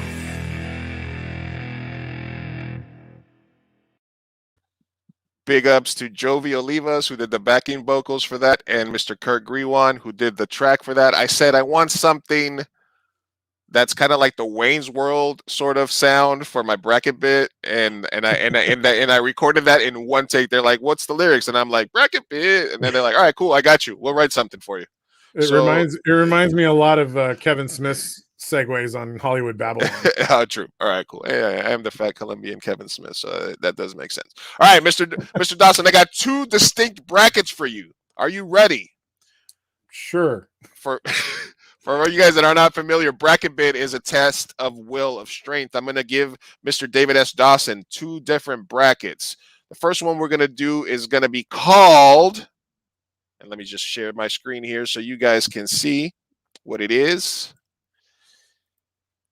It's called Fandom Face Off. Good Lord. All right. Everybody knows there's a lot of crazy fandoms on the interwebs, and I'm going to give you two different fandoms. Now, David, I make the bracket, but it is your bracket to solve. So I'm going to give you two different fandoms of two different groups of either shows, artists, what have you, and you tell me which one of the two fandoms move forward. Now, your criteria can be whatever you want. Which one you'd rather party with, which one would win in a fight, which one you think is more iconic, whatever. That is up to you, all right? Okay. But I'm the one that gives you the choices. Are you ready? Sure. All right, bracket one, Harry Potter fans or Hunger Games / young adult novel fans? Harry Potter. Harry Potter. Breaking Bad, Better Call Saul fans or Lord of the Rings fans? Ooh. Which one is more iconic? Which one is crazier? Which one would win in a fight? However you want to answer that. I'll go Lord of the Rings because people learn Elvish, which is just bizarre. Yeah, that is a little weird there. That is a little weird. There's just fucking 4 movies about walking, right? That's from Clerks 2. It's a whole lot of walking. All right, Epic music landscapes. Trekkies or Hamilton and Rent kids? I was a Rent kid back in the day in New York. I used to pay $20 so that you could watch Rent from the first 2 rows. That was back in the 90s. Hamilton has kind of gotten that level. But then Trekkies are hardcore, man. You talk about learning elfdom. These people learn Klingon. They learn Romulan and Vulcan. Like they learn it all. Yeah, Trekkies are diehard. Like I'd go with them. Trekkies are one of the favorites in this bracket. I am one of them. I have a Captain Kirk outfit. All right. Switch or Nintendo fans, like your Animal Crossing fans, or K-pop BTS fans. These are some crazy internet kids out there. Switch Nintendo. All right. Anime fandom or the sports guys, like Dimitri, myself, the FIFA, 2K, Madden fans. Anime. Zendaya fans, they're out there. Or Moonwalkers. These are the Michael Jackson truthers. They're out there defending Michael Jackson no matter what. Zendaya. Star Wars fans or Office and Friends fans. Here's going to be an unpopular opinion. I don't care much for The Office, so Star Wars. Star Wars. That's a tough battle for The Office and Friends. Rick and Morty. That's a toxic fan base. Or Bronies. For some reason. Bronies are hilarious. Bronies are hilarious. You going with Bronies over Rick and Morty's? Yeah. All right, Bronies, move on. Doctor Who fans, a show that I've never watched one episode of, or the Swifties, Taylor Swift fans? Doctor Who. All right. Minecraft or Super Smash Bros. Fans? Oh, that's a tough one. They're kind of the same type of fandom. Probably Minecraft. Minecraft kids are crazy. Yeah. YouTube fans of PewDiePie and other YouTube fucking people that do unboxing and stuff like that, or Tiger King fans. Tiger King fans do have a lot of meth on hand. I don't know if that's going to help your decision one way or another. Well, but the YouTubers have a whole convention for themselves. They do. Let's go YouTube. Yeah. They do make a lot of millionaires. Bachelor Nation or Marvel fanboys? Marvel. All right. The Beyonce Beehive or Supernatural fans? Supernatural.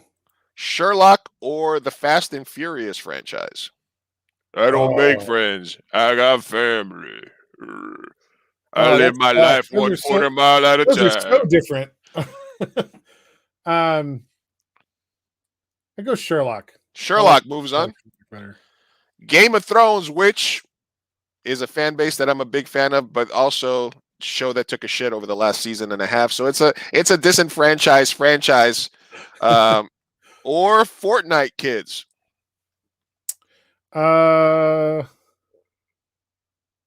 Game of Thrones. Game of Thrones moves on. DC fans, release the Snyder Cut. Okay. Stranger Things. Stranger Things moves on. Stranger Things or Game of Thrones? Stranger Things. Supernatural or Sherlock? Sherlock. YouTube or Marvel? Marvel. Doctor Who or Minecraft? Doctor Who. Star Wars or the Bronies? Star Wars. Anime or Zendaya, whatever her name is. Zendaya. Anime. Trekkies or Nintendo Switch kids? Trekkies. Lord of the Rings or Harry Potter? This is a tough one here. Harry Potter. Harry Potter moves on. Trekkies or Harry Potter in the third round? Ooh, it's tough. Trekkies. Harry Potter fans have been at it, and you might be doing your apps to see what house you're sorted into, but Trekkies are hardcore, my friends. Anime or Star Wars? This is a fight. This is a Star Wars. This is a fight I'd like to see. Right. Lightsabers versus what is it? Yeah, definitely Star Wars. Naruto running Star Wars. All right, and then we have Doctor Who or Marvel. This is purely on the fandom. Fandom, yeah, the fandoms. Doctor Who. Doctor Who fandom is stronger than the Marvel fandom, you think? Oh yeah. Yeah, Doctor Who fans go in. They get deep into it. Again, one of the shows where I'm like, I'm not sure I want to dedicate myself into it because I'm afraid I might like it, and I don't want another thing that I have to obsess over. There's like 55 years of history for Doctor Who. So once you get swallowed in, you get swallowed into a lot of history. All right, then our last third round matchup is Sherlock or Stranger Things. Sherlock. All right, and the final four are Trekkies versus Star Wars fans. I think I'm gonna have to go with because we're talking about fandoms. I think I have to go with Trekkies. It is actually a Fandom Face Off. You are correct. Fandom Face Off. And then I'd like to take their face off. Doctor Who or Sherlock? Doctor Who. All right. Which is the most crazy fandom in the world of fandoms? Trekkies or Doctor Who? Wow.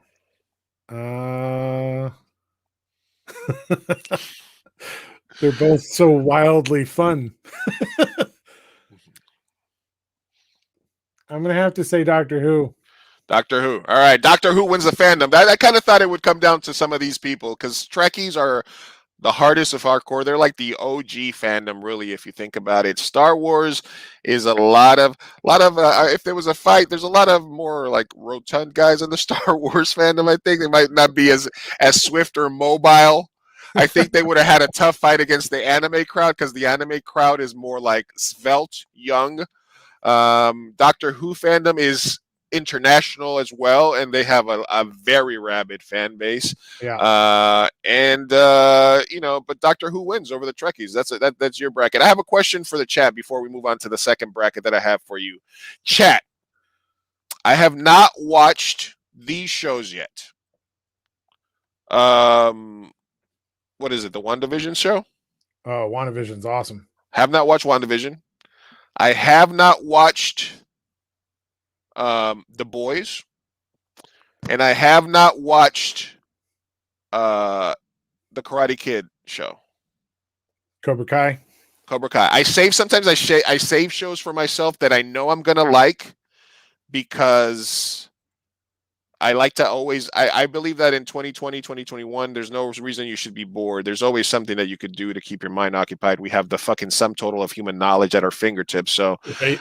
I try to avoid boredom. So I always try to save a couple of shows that I know I'm gonna like. It's been really hard to avoid spoilers on some of this, like for Mandalorian and stuff like that. But for the chat, what show out of those three should I watch first? Oh, That's a question for the chat, not for you, David. I don't care what wow. Yeah. you say. I'm just kidding. I'm just trying to think of what I would say. Well, let me ask you a question sort of relevant to that before we moved on to the final bracket, which is, how do you feel about that? Because for us growing up, if you missed the Cosby Show or Seinfeld, or if I missed the Kids in the Hall, which used to be like on 11:30 on Saturday on CBS or HBO, you would have to either scour the TV guide waiting for when it got on, or you would have had to been smart enough to program it with the VCR DirecTV guide. I learned to program the VCR when I was 5, so I never missed any show that I wanted to watch. Well, I guess excuse me, fuck me, I guess. Shit. Well, Robotech and Voltron came on at like 3 a.m. Right. when I was a kid, and those were my favorite cartoons, so I had to make sure that I could get them recorded. Well, what is your feeling in terms of like, because I think some programmers are trying to go back to that model of like Netflix and Hulu are like, these motherfuckers are logging on and just watching everything in 3 days, and then they're like, fucking Hulu sucks, I've already watched everything. Netflix says I already saw everything good on it. So Disney, specifically Disney, is trying to do that with weekly episodes now and things like that. Do you feel, if you were in a position where you were running a TV show, do you prefer because, like, for example, a show like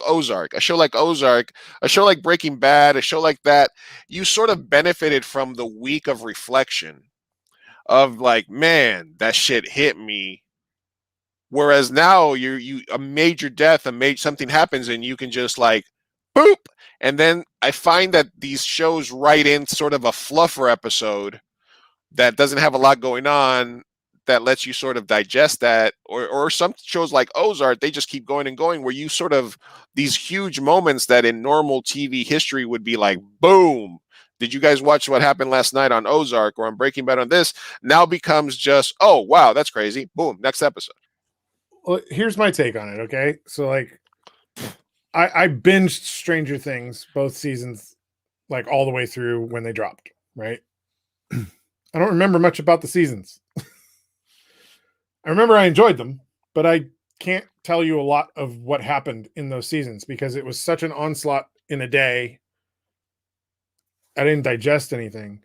Now you go to the flip side, how we talk about The Mandalorian. I remember episodes. I remember details all the way through because over the course of the week, waiting for the next episode to drop, I would watch the episode a second time, a third time, maybe a fourth time, and talk about it incessantly with my friends. So the overall experience is more kind of rooted in my memory, which I think I would like people to remember the stuff I make. Yeah. You know? It's weird how everything went to binge, and then it was like binge, and then they were like, this binging thing is kind of fucking us up because we gotta put out 10 times more content. Well, I think it made sense when Netflix first did the binge stuff because there was no other avenue doing that. So it created an enticing way to bring people to a platform they otherwise wouldn't be looking at. Like, oh God, I can watch the entire series in a weekend. That's great. I'll sign up and do that. But now that everybody's got a streaming platform and everybody could binge, but they all want to keep you coming back, it makes sense. They don't want you to binge the one show that you want to watch and then cancel your subscription until the next season. I think that's probably the model moving forward, which is you can binge all this old stuff that we have or that we've acquired, but our spotlight shows, our franchise shows, our the franchise, the Mandalorian, WandaVision, whatever, you're gonna have to come back every week and check that out. Yeah. Now the flip side of that though is after the season's run its course, it's there to binge. Yeah, so absolutely. If you want to wait and watch it all weekend, you can. But I actually think yourself as some of the social environment. I mean, I kind of remember back with Lost. That was I've tried to rewatch Lost on my Blu-rays, and I've never watched 1 second of Lost. Well, it's not the same experience as it was when it aired, because when it aired, you spent the entire week talking with people about all the mysteries that were being. I remember the conversations, but there's constant discussions of what's going to happen next. What did he mean by that? And the communal aspect of discussing those things with your friends for a week really enhanced the enjoyment of the program. And you don't get that when you're binging, because like you binge it and then you're waiting for your buddy to binge it like a week later, and by then you've forgotten what you watched. What's the show that you wait till midnight because it drops at 12:01 that you wait to refresh your browser so you can watch right away when it drops? WandaVision. Yeah. Yeah, for me it was BoJack. If BoJack season came on at 12:01, I was awake from 12 to 4 in the morning just binging that shit like nonstop. BoJack is my jam. Yeah, well, I'm a bit of an insomniac anyway, so I'm usually awake at midnight. So yeah, absolutely. Let's see what the chat says. Mike says WandaVision. Teresa says WandaVision all the way. Lauren says WandaVision is awesome. Steven says skip Cobra Kai, invest a lot of tolerance for WandaVision. And Mike says WandaVision because there's only 1 week off until Falcon and Winter Soldier. Yeah, so as soon as WandaVision ends, they basically go into the next series. I remember getting DVDs from Netflix to watch a show, and it was 2 episodes to a disc. You could only rent so many discs at a time. I agree that giving time and space in between to reflect makes you appreciate a storyline better. Yeah, I think there's different shows. I think, like I said, like a show like The Ozarks, I think is a show that could benefit from a week between episodes because they are so gun-ho about like the action, just pushing it. They cram a lot into their season. So I think if those came back, that's a show like Breaking Bad, and stuff like that. One of my friends, Kenny, let me see if anybody else feels this way. He watched Ozark before he watched Breaking Bad, and he didn't enjoy Breaking Bad as much, which is weird because, right? Yeah, because I think there's an order to watch things once in a while, right? Like, you never know. All right. And then Mr. David Dawson, I'm going to do one other bracket bit before I let you go. We've done almost 2 hours so far, but you and I can talk for a long time no matter what. So that's understandable. We probably ramble all the way through if we let ourselves. Yeah, absolutely. But my throat is getting a little parched. The chat's getting a little restless. Sorry. I will watch WandaVision and report back the next time that I stream. For everybody that's watching tomorrow night, 6 p.m. Pacific Standard Time, I'm going to have Rosa Para. She is the creator of the podcast, The Latin X Lens. We're going to be talking about the necessity for not only inclusion in Hollywood for more filmmakers, more directors of color like myself and David, more creators, more showrunners, more writers that get opportunities in these big series, as well as creating our own intellectual properties, but also about the need and representation in reviews. Because no matter who's making the movies, if the people that are reviewing them are the same crusty old white dudes, then, that's also part of the movement of inclusion. So, not to say, but it's going to be an interesting conversation. Tune in tomorrow at 6 o'clock if you want. Make sure you follow us. Mr. David Dawson has been our guest, the Intellexuals podcast. They're moving on to very secret things that they can't talk about because of non-disclosure agreements and big money contracts, and I understand that. So we're not going to delve there. But I did want to do one final bracket bit. And this one, Mr. David Dawson, is called Dun, dun, dun. Star Wars versus Marvel stars. These are, I think, the two major fandoms that I have, that I love, that I enjoy. And I wanted to use this as a vehicle because I have a couple of Marvel questions that I specifically did not ask you because I kind of wanted to wait for this part, right? So, Okay. so we're gonna do this bracket bit, but I do have a couple of points in here about the overall Marvel universe because Jon Favreau rescued the Marvel universe, and then he went to Disney, and then he rescued the Star Wars universe. And Swingers is the best movie to sit down and have your buddy watch if he ever has a breakup with his girlfriend. It is the absolute number one breakup movie of all time. So the dude got indie cred. The dude revitalizes Iron Man and makes it and sort of is the godfather of the Marvel Cinematic Universe. And then he goes to fucking Star Wars, and Mandalorian becomes iconic in its first fucking season. So I do want to talk about both those interviews. And these are Star Wars versus Marvel stars. I'm going to give you two characters for the Star Wars and Marvel universe, and you're going to tell me again. The criteria is yours, David. The criteria is yours. The bracket is mine. Let's jump right into it. And if conversation arises, we shall go. All right. First, number one ranked contender for this bracket is Luke Skywalker. He's a bad mama jamma. Spoiler alert. He was in something that happened with something that was happening in another thing that happened a little bit ago. So FYI. That he ruined for me on Twitter when he posted, "You guys seen any good TV shows lately?" And I was like, "Oh, come on, man!" That was the best tweet. Yeah, that was the best tweet. All right, but Luke He definitely Skywalker wins on the Twitter account for sure. Luke Skywalker to what I believe is sort of a weird character from the Marvel universe because you don't you get to see her. I'm interested, and I am going to watch WandaVision if that's what you guys think is the most important show out there right now. But it's a first round matchup. Luke Skywalker's the favorite. How do you feel about this one, Mr. Dawson? Well, you might be surprised, but I'm gonna advance Wanda forward. Wanda moves on versus the green lightsaber wielding Luke Skywalker. This is like Loyola Marymount beating UCLA in the first round. Here's why. I think Wanda has much more layer to character than Luke ever had. I don't think Luke is a very interesting character. Really? He's our childhood hero, which bears a certain nostalgic feeling.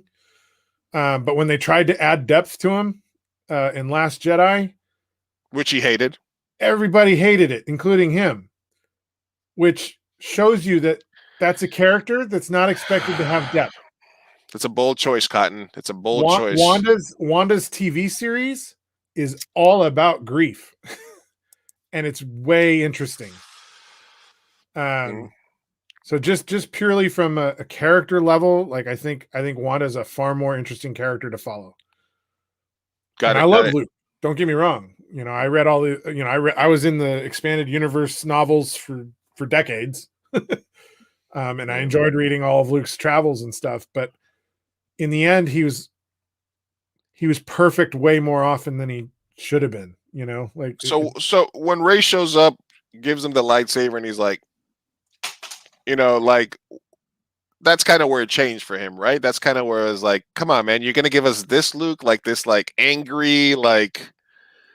I personally, I liked it, and I didn't see any problems with Luke becoming a recluse. Every Jedi he knew did the same thing. Right. I mean that those are the people who taught him. They're the at least he didn't choose a swamp. Exile, Right. Okay. And he didn't get a lot of training from them either. So in the end, he was always impulsive and not really well at minding his lessons. It didn't surprise me to see a Luke that was written that way. Okay. But right. People's nostalgic hope for their childhood hero is not to be a human being, but be the perfect Messiah or whatever. And I think that makes Luke Skywalker incredibly boring long term. Got it. Okay. All right. I can see your point. Plus, I think Wanda's hot in your mind right now because of that show. So I think she's getting a little push from like relativity of being new to the thing here. So we're going to go with an upset. Don't get me wrong. when Luke showed up on the thing at the Yeah. end of the thing, I Yeah. cried. So don't Yeah. get me wrong on that. Right. I'm not dissing on Luke. I love me some Luke. This is my Luke Skywalker lightsaber for crying out loud. I You know? know. I'm gonna But- tweet I'm gonna tweet this out, and then we'll see if I'm gonna tweet out this bracket bet. You won't believe who lost in the first round of the Star Wars bracket. All right, so moving on to the second battle. We got. Sorry, not sorry. I combined the robots here: R2, BB-8, and C-3PO, and they're going against the Green Goddess Gamora, Zoe Saldana. Graduated a year after me at my high school, Newtown High School Pioneer. Shout out Zoe. We should work together sometime. But Gamora taking on the robots. Who you like in that one? Yeah, I'll have to go with Gamora. Same thing. She's got a much more interesting story to tell. Yeah. All right, and then from the Rogue One universe, Shirut Imwe.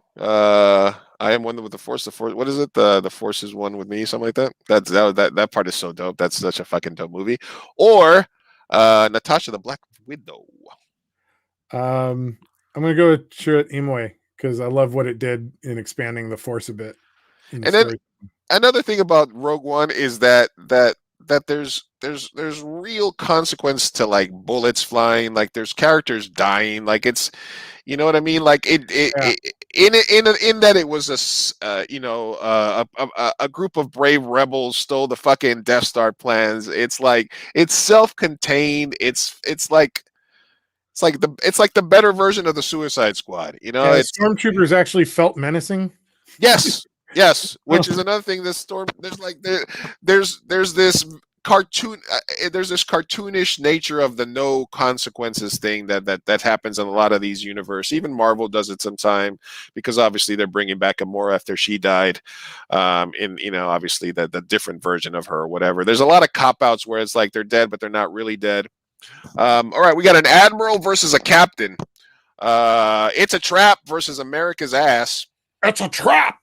Yeah, I have to go Captain America's ass. Captain America's ass. Those were some of the better Marvel movies. The first Avenger, etc. I recently went back and watched Phase 1 again and was impressed. Winter Soldier is amazing. Winter Soldier is a really good movie. All right, we got a new contender here. The Mandalorian, not the show, but Mando himself, versus a tree that says one word. And you know that you can text. There's a number where you can text Groot, and no matter what you ask him, he just texts back, "I am Groot." Yeah, I'm Groot. The Mandalorian for sure. The Mandalorian. Mando moves off. All right, Darth Maul, which is one of the biggest what ifs in the Star Wars universe. Where they're going to bring him back? What are they saving him for? What happened to him? Versus Black Panther. Wow, that's a tough one. If you followed the animation series, if you've done Clone Wars and Rebels, Darth Maul comes back during those, and he's so integral to those storylines. But he comes back as a different character, right? He comes back as no, he's still himself. He's still himself. He's got robotic legs. Oh, the spider legs, right? Yeah. Initially they're spider legs, and then they're just regular legs later. But he's all through the animated series, and they but obviously Darth Maul, you ain't got no legs. You ain't got no legs, Darth Maul. Wow. Forrest Gump twice in an episode. But no, he's so interesting, and they were obviously trying to move him into like the king of the gangsters position for the Solo film, which I was actually excited, but I don't think we're ever going to get to see that. Yeah, I think they should have made the second movie no matter what. I think there's enough there to do it, but yeah, money talks. Black Panther is such an iconic movie. Incredible. You know, yeah, I'm gonna have to go with Black Panther on that one. Black Panther, it's a tough matchup there, but Black Panther moves on slightly. All right, we got Ant-Man versus Princess Leia. This should be an easy one, but Ant-Man is a popular character. Leia is an icon. All right, Rey Skywalker, although it's Rey Palpatine. Really, she changed her name. I guess that's her acting name. Rey Palpatine or Peter Parker Spider-Man. Spider-Man, to me, is the entire heart of the Marvel universe. I agree. the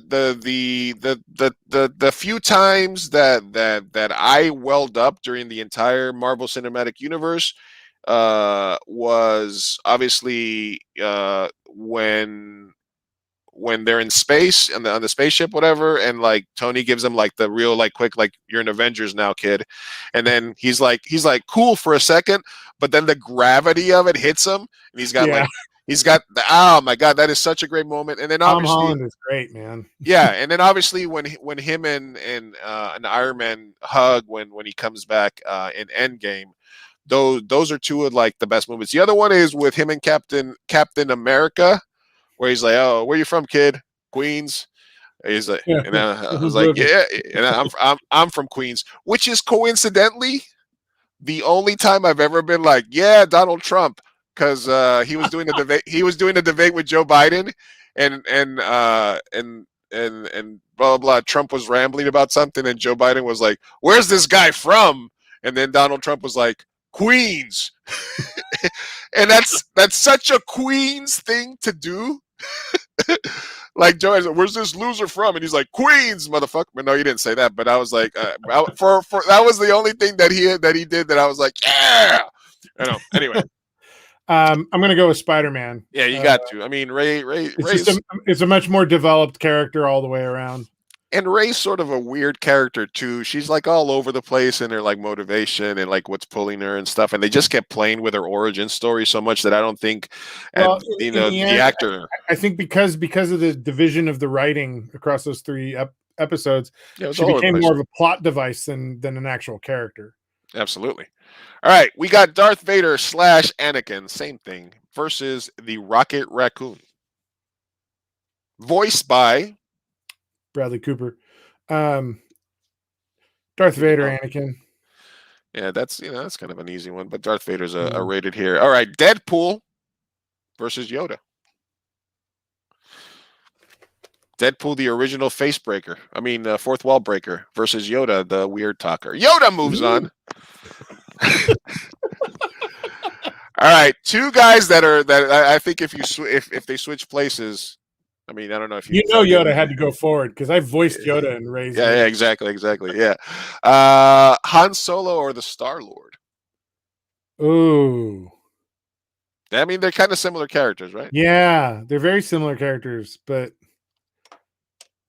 maybe Han Solo because I like his ship better. All right, okay. All right. Han Solo moves on. Hey, you can't. I like the hunk of junk over the Milano. True. All right, we got the next one from again. I put a bunch of Rogue One characters here. Obviously, Jane Erso versus the Hulk. Which Hulk? It's the whole. It's like Smart Hulk, original Hulk, Ang Lee Hulk. I'm gonna have to go with Jen. I like Jen a lot. Yeah. Chewbacca.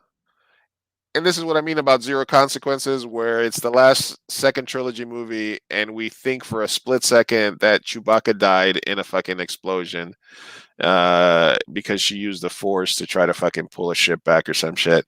And for a second, we're like, my God, could there possibly be consequences in the Star Wars universe now? A friend of mine watched Rise of Skywalker like a week ago for the first time. And she was watching the movie with her mom, and I get a text message from her. She's like, "Oh my God, not Chewbacca!" Then she goes, "Is it real? Is he really gone?" And I just wrote her back. I'm like, "Just wait. Just keep watching. I don't want to ruin anything for you. Just wait." It's not even going to be that long. It's like 6 minutes later or something like that. Yeah, but she was in a total panic. I was like, "Oh, that's sweet." But for a second, you see that reaction. For a second. I honestly thought for a second that they actually did it. It was like, even though you knew they wouldn't because of money, but part of the reason they threw the extended universe out, the novels for the extended universe, so that they could make their own movies, is Chewbacca was already dead in the expanded universe, and they didn't want to have to explain Chewbacca not being part of the franchise. Okay. Oddly enough. Yeah. But I think Yondu's storyline is so interesting. And it's the opposite of a death that has meaning. Yeah. You know what I mean? It's I a mean, storyline with I a beginning bawled and an like a end. baby at the end of that movie. Yeah, Yondu goes forward. The Yondu. storytelling on Yondu in the MCU is just fantastic. Mike's ahead of us. He already finished his bracket. He said Thor for the win. Yeah, Mike. All right. Hey, Mike didn't, I will give you a little hint on Mike Peterson. He didn't look at anything else. He saw Thor in the list, and that was to the top. Do we have Thor on here? Did I put him on here? I don't see him. Where's Thor? Did I forget about Thor? I don't think. See, Thor there it made is. You know. Oh yeah. All right. So you going with Yondu here? Yeah. All right. Or did I forget? I thought I had Thor on here. I swear I thought I had. Did I delete him for somebody else? I don't know.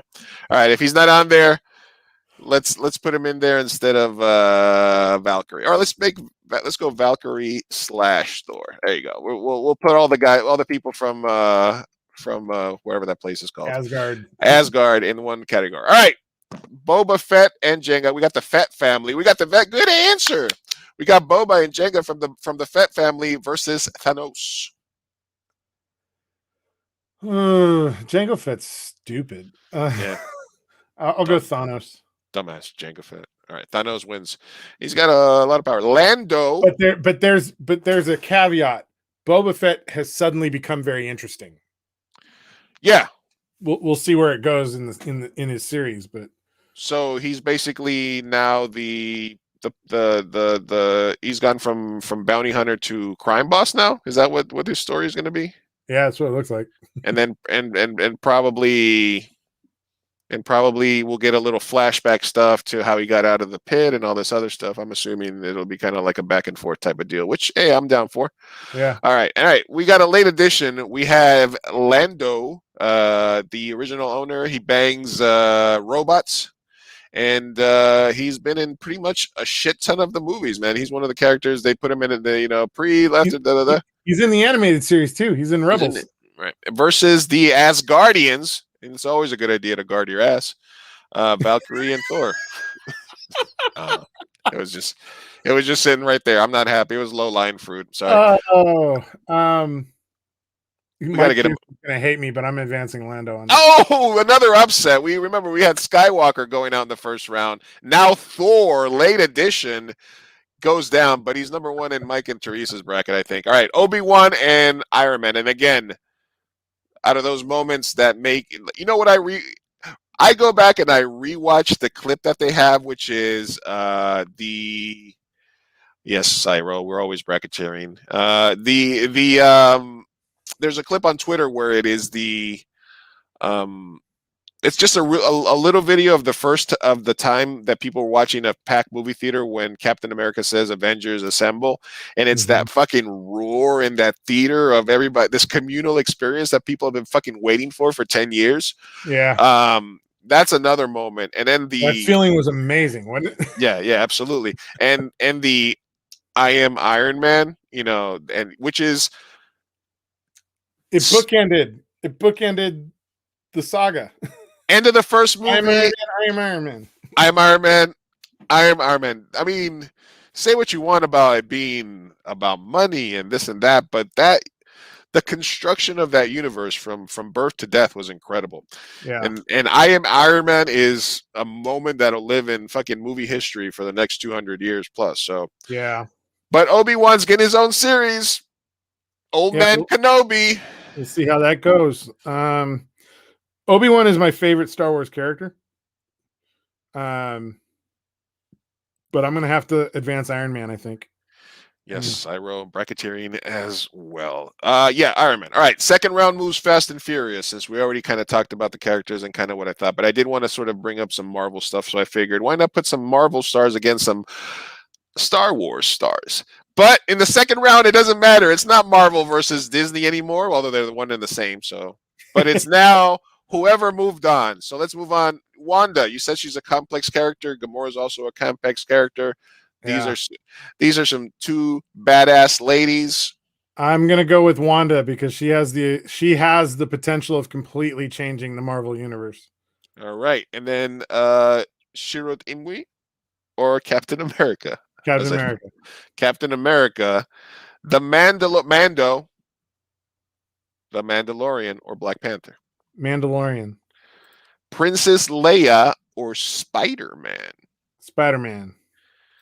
Darth Vader or Anakin versus Yoda? We saw this fight once before, right? Yoda.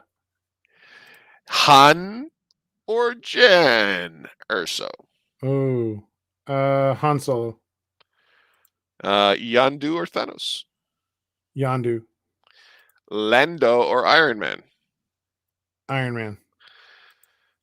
And except for, I think you've eliminated almost all the Star Wars except the Mando. Okay, Yoda and Han.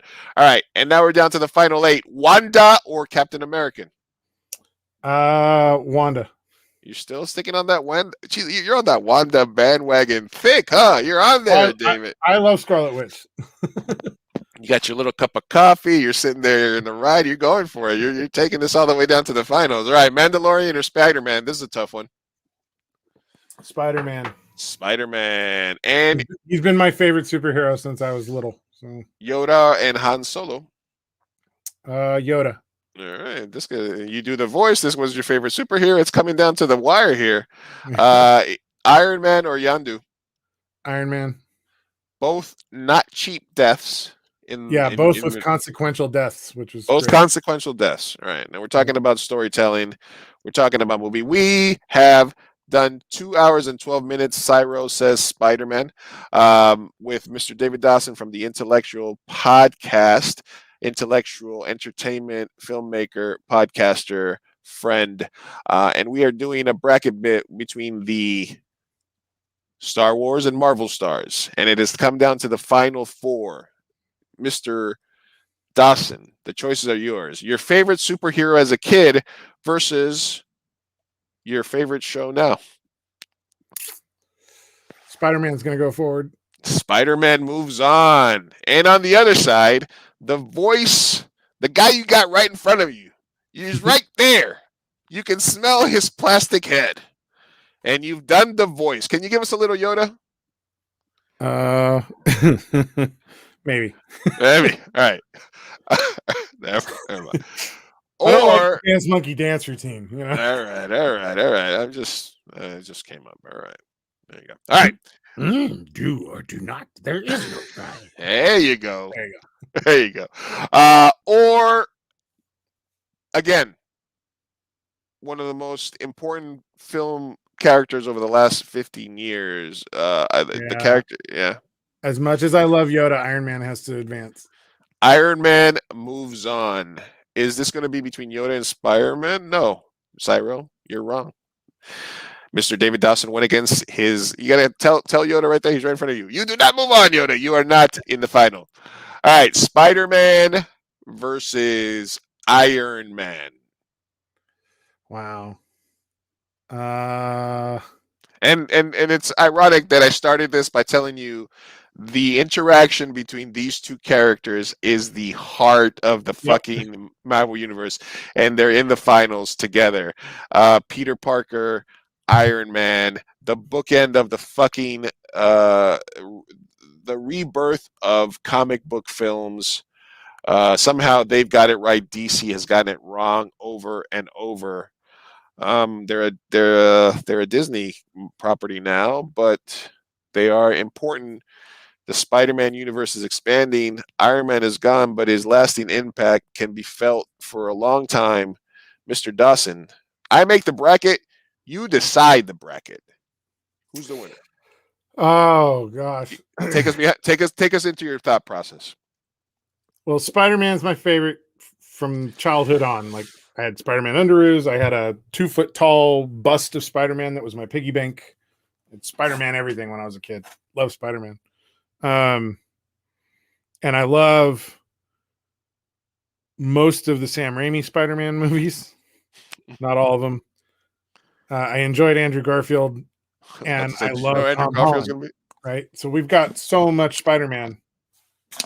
Miles Morales. Yeah. Miles Morales is great. The Into the Spider-Verse movie's phenomenal. He's probably the biggest omission from this bracket is him.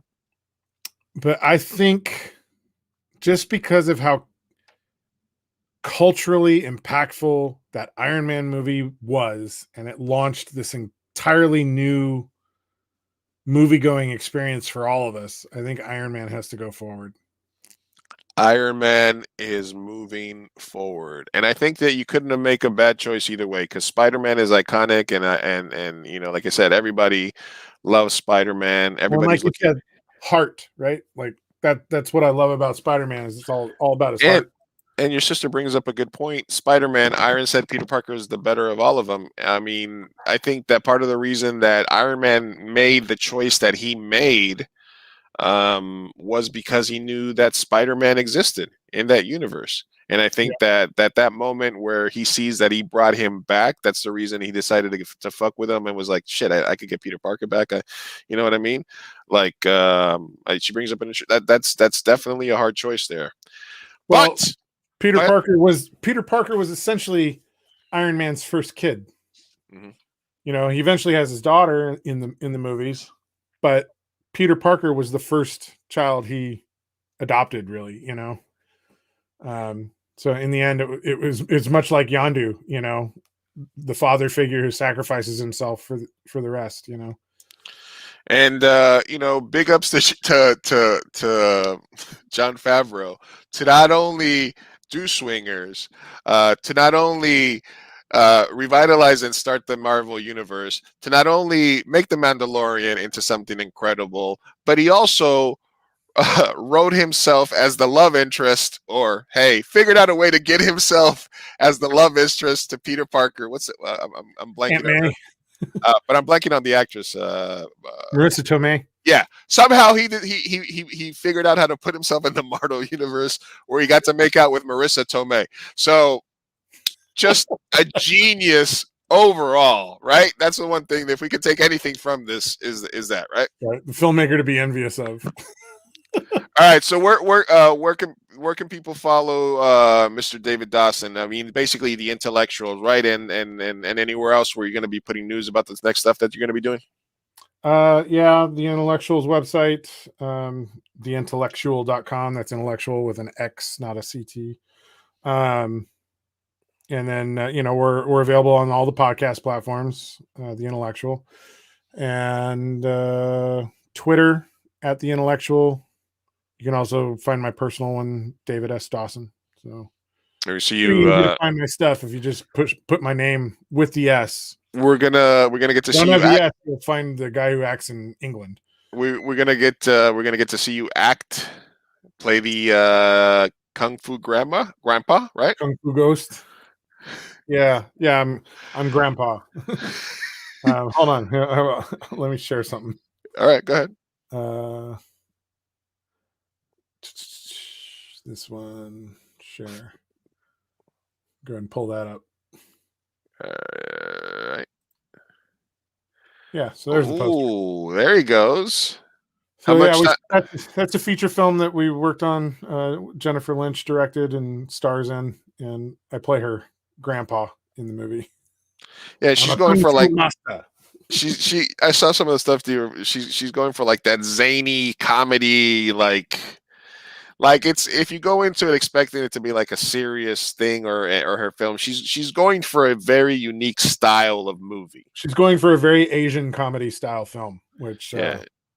You know, I gotta say, working with her was quite the experience. You know, she's got a very definitive idea of what she wants, and you know, she's been doing the edit herself during COVID, which Wow. You know, Yeah. I've edited a feature myself, and it's a beast. But you know, she's determined, and I really admire her determination to make her art and to stick to her guns on what she thinks is right. You know. Look at that face. Look at that. You know, you got the We had a whole really good time. Yeah, the whole Pai Mei thing going here. I grew this thing out for like 5 months. So it was really long, and I let this stuff all grow out for like 6 months, and then I shaved the top off. Oh, so you that's I was about to say how much did it take? How long did it take to get that ball cap and stuff on and everything? Yeah, no, I actually shaved my head, but I had to shave my head every day because otherwise there was 5 o'clock shadow on the top of my head. And then Francia Cohen was my makeup artist, and she did liver spots and kind of blended the color from my forehead because the top of my head was really white. All right. So she blended the color all through, and then really grayed up the hair and whatnot. So it was a lot of fun. I spent about 2 hours in the makeup chair, 2.5 hours in the makeup chair. How did it feel going into that role though, in terms of like having to tell actors what to do versus being told what to do? And did you have any nerves, or did it come pretty natural to me as my doctor was on my bed? The thing I was most nervous about was the accent, and doing an accent that may be a caricature of an Asian accent. Yeah, you didn't want to go too cartoonish with it. So yeah, and I mean Jennifer's Vietnamese, and I don't know how familiar you are with Vietnamese accents, but they're very hard to do. Mm-hmm. And they also can, if you do them wrong, I think it's wildly offensive. Mm-hmm. So Jennifer and I went around on that, and it was nice because we collaborated and talked about it a lot. And I actually tried to learn how to actually say some things in Vietnamese. I don't think that stuff ended up getting shot because of time. But the discussion I had with her was, her grandpa doesn't necessarily need to be Vietnamese. And if he's a Kung Fu master, he's probably traveled a lot. And he maybe has a muddled Asian accent that's kind of influenced by a bunch of different Asian accents. That was the thought pattern. So, I think I sound more like Pat Morita in Karate Kid than anything. Like Pat Morita with a little Yoda thrown in. Yeah, a little bit like that. But it was fun. It was fun because that's such. I mean, you see the makeup. It is such a departure from my normal look. And I actually tore cartilage in my knee just before we went into production, so I actually couldn't do any kung fu because I have a cane. My character has a cane all through the movie because I was hobbling through making the movie. But oh wow! But it was fun because that changed how I walked and how I hunched over a bit more, and I don't know, it was really interesting. And I had the bright red outfit. I was the only character with any sort of like popping color really on set. But it was great. It was a really fun experience. And the stunt crew on that movie was fantastic. And Whitney is actually part of that fighting crew too. I worked with Jennifer when she was first starting out in San Diego, and I think that she invited me on set to kind of like take a look at stuff because I had done a feature at that point, and she was like, I kind of need to learn the ropes and stuff, and I just basically said, all right, just going to kind of show you how I do things, and when you're ready to take over, just take over. She's like, oh, because she didn't really know how do we do Slade, how we do this, and I want to, and she'd be like, I want this shot and this shot and this shot and this shot and this shot, and I'd be like, all right, but we're gonna be here for 4 days if you want that. I'm like, you need to pick, So I just kind of gave her a real basic like garage, like a quick day one tutorial. And then at one point she's like, I got it. And then she was like, cut, action, perfect, let's move. And then I was like, all right, she's got it, do her thing. So yeah. I will say it was very difficult to jump into the role of just being an actor. Right. And obviously as a feature film, limited time to shoot, we were really scrambling to get things done. And, I'm amazed at how much was done and completed in the time we had. I'm really eager to see how it all comes together. I've gotten to see a couple of the action sequences edited, and it's a lot of fun. But yeah, every director's got their own way of kind of running their set, and I'm pretty structured in how I run my things, because I know everything we do on set affects what goes on in post. And I've worked on post on 2 features during COVID, and it's always interesting to get somebody else's stuff for post, because I know my stuff's going to be exactly the way it needs to be to make post smooth. But you get stuff from another filmmaker and they don't run their set quite the same as you, it's always interesting to kind of experience that. It's best through- when through when different when lens, you know? when you're doing both, and then you're just so mad at yourself because of the mistakes that you made on set, which is where I've been a bunch of times, which is like, how did I not get the coverage that I needed, or how did I fuck this up, or why didn't I just do this? Second guessing yourself. That's why, that's why I'm such an advocate, and I try to share as much information and knowledge as I can with filmmakers as possible, because it's like, stop shooting the second draft of your script. We all can tell it's the second draft of your script.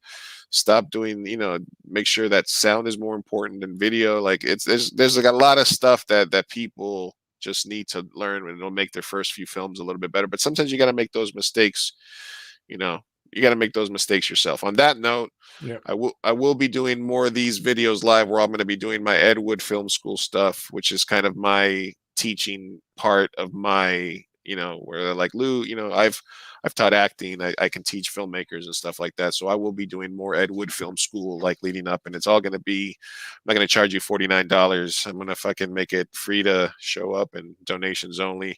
But I will be doing some of these things about a lot of topics that young filmmakers and starting, like, you don't have to be young to be a stupid filmmaker. You can be an old person and make your first movie and make the same mistakes. So one last question, one last thing I wanna get you to do, Mr. David Dawson, and this is something that I started asking my guest. I'm gonna put you on the solo big screen layout. I'm hoping you can give me a promo. Just say who you are, David Dawson from the Intellexual Podcast, and then after that, just say you're watching Fireside Chats with Big Chief Burrito. Can you do that for me? I think so. And if you want to do it Yoda style, that's fine. If not, if you want to do it Kung Fu Ghost style, that's fine as well. If you want to mix them up, I don't care. That's up to you. David Dawson, take it away. I got an idea. Hold on. All right. Got it. There you go. Give me just a second. There you go. Sticking a hand up a frog's ass. Yeah. Always fun, right?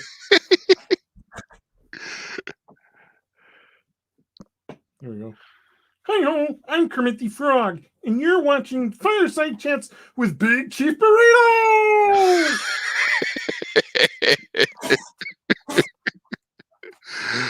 Oh, man. Thank you very much, man. You're welcome, man. Thanks for having me on. No, we did 2.5 hours, and I felt like I was rushing some of the stuff because I had because I didn't want to, but then I was like, oh, let's just let it go, man. There's no just let it go, right? Just let it go. I feel like we could have done 4.5 hours and we wouldn't have broken a sweat. But again, the Intellexual Network, Intellexual Podcast, Mr. David Dawson, big things coming from you. Thank you very much for coming on the show, man. And like I said, once I began to do the show, I have a calendar that I have up with like my wants, my people that I'm pretty sure they're going to say yes, the people that I don't know. And I was like, and I had you on that list, but I know you were going through some things. I know you've been going through some family things. You're some busy filmmaking things. So I was just kind of waiting for that right time. But once I had you booked, I was so excited about it that I thought it was a week ago. And I was like, hey, man, are you ready for the pod tonight? And you're like, dude, it's the 10th, not today. And I'm like, next week. And I was like, oh, I was so mad. I wanted to talk Star Wars with you. But we talked Star Wars. We talked everything else. So, like I said, I know, I know we run in parallel wars where we both sort of the head of our own little things, and we're doing our individual things. But I like to see you, shine, and I wish you nothing but the best and all the stuff that you got going forward, man. Well, likewise, Lou. I think you and I are on the same page in terms of like spread the love, man. Like, we're not rivals, we're colleagues, and we all benefit from being much more open and collaborative with each other. So absolutely. So hopefully in a post-COVID universe, there's a Star Wars franchise out there that they need a good showrunner and a good director / writer for. Some maybe like the best of both worlds, maybe like somebody that's like out there and creative, and then somebody that's like rock solid and like get shit done. A good mixture to run your show. That's what you need. Yeah. And maybe a couple of people of Asian and Latino descent. Right? Yeah. Could be worse, right? Could be worse. See, So let's will that into existence. Me and you working on some Disney franchise within the next, let's say 3 to 4 years.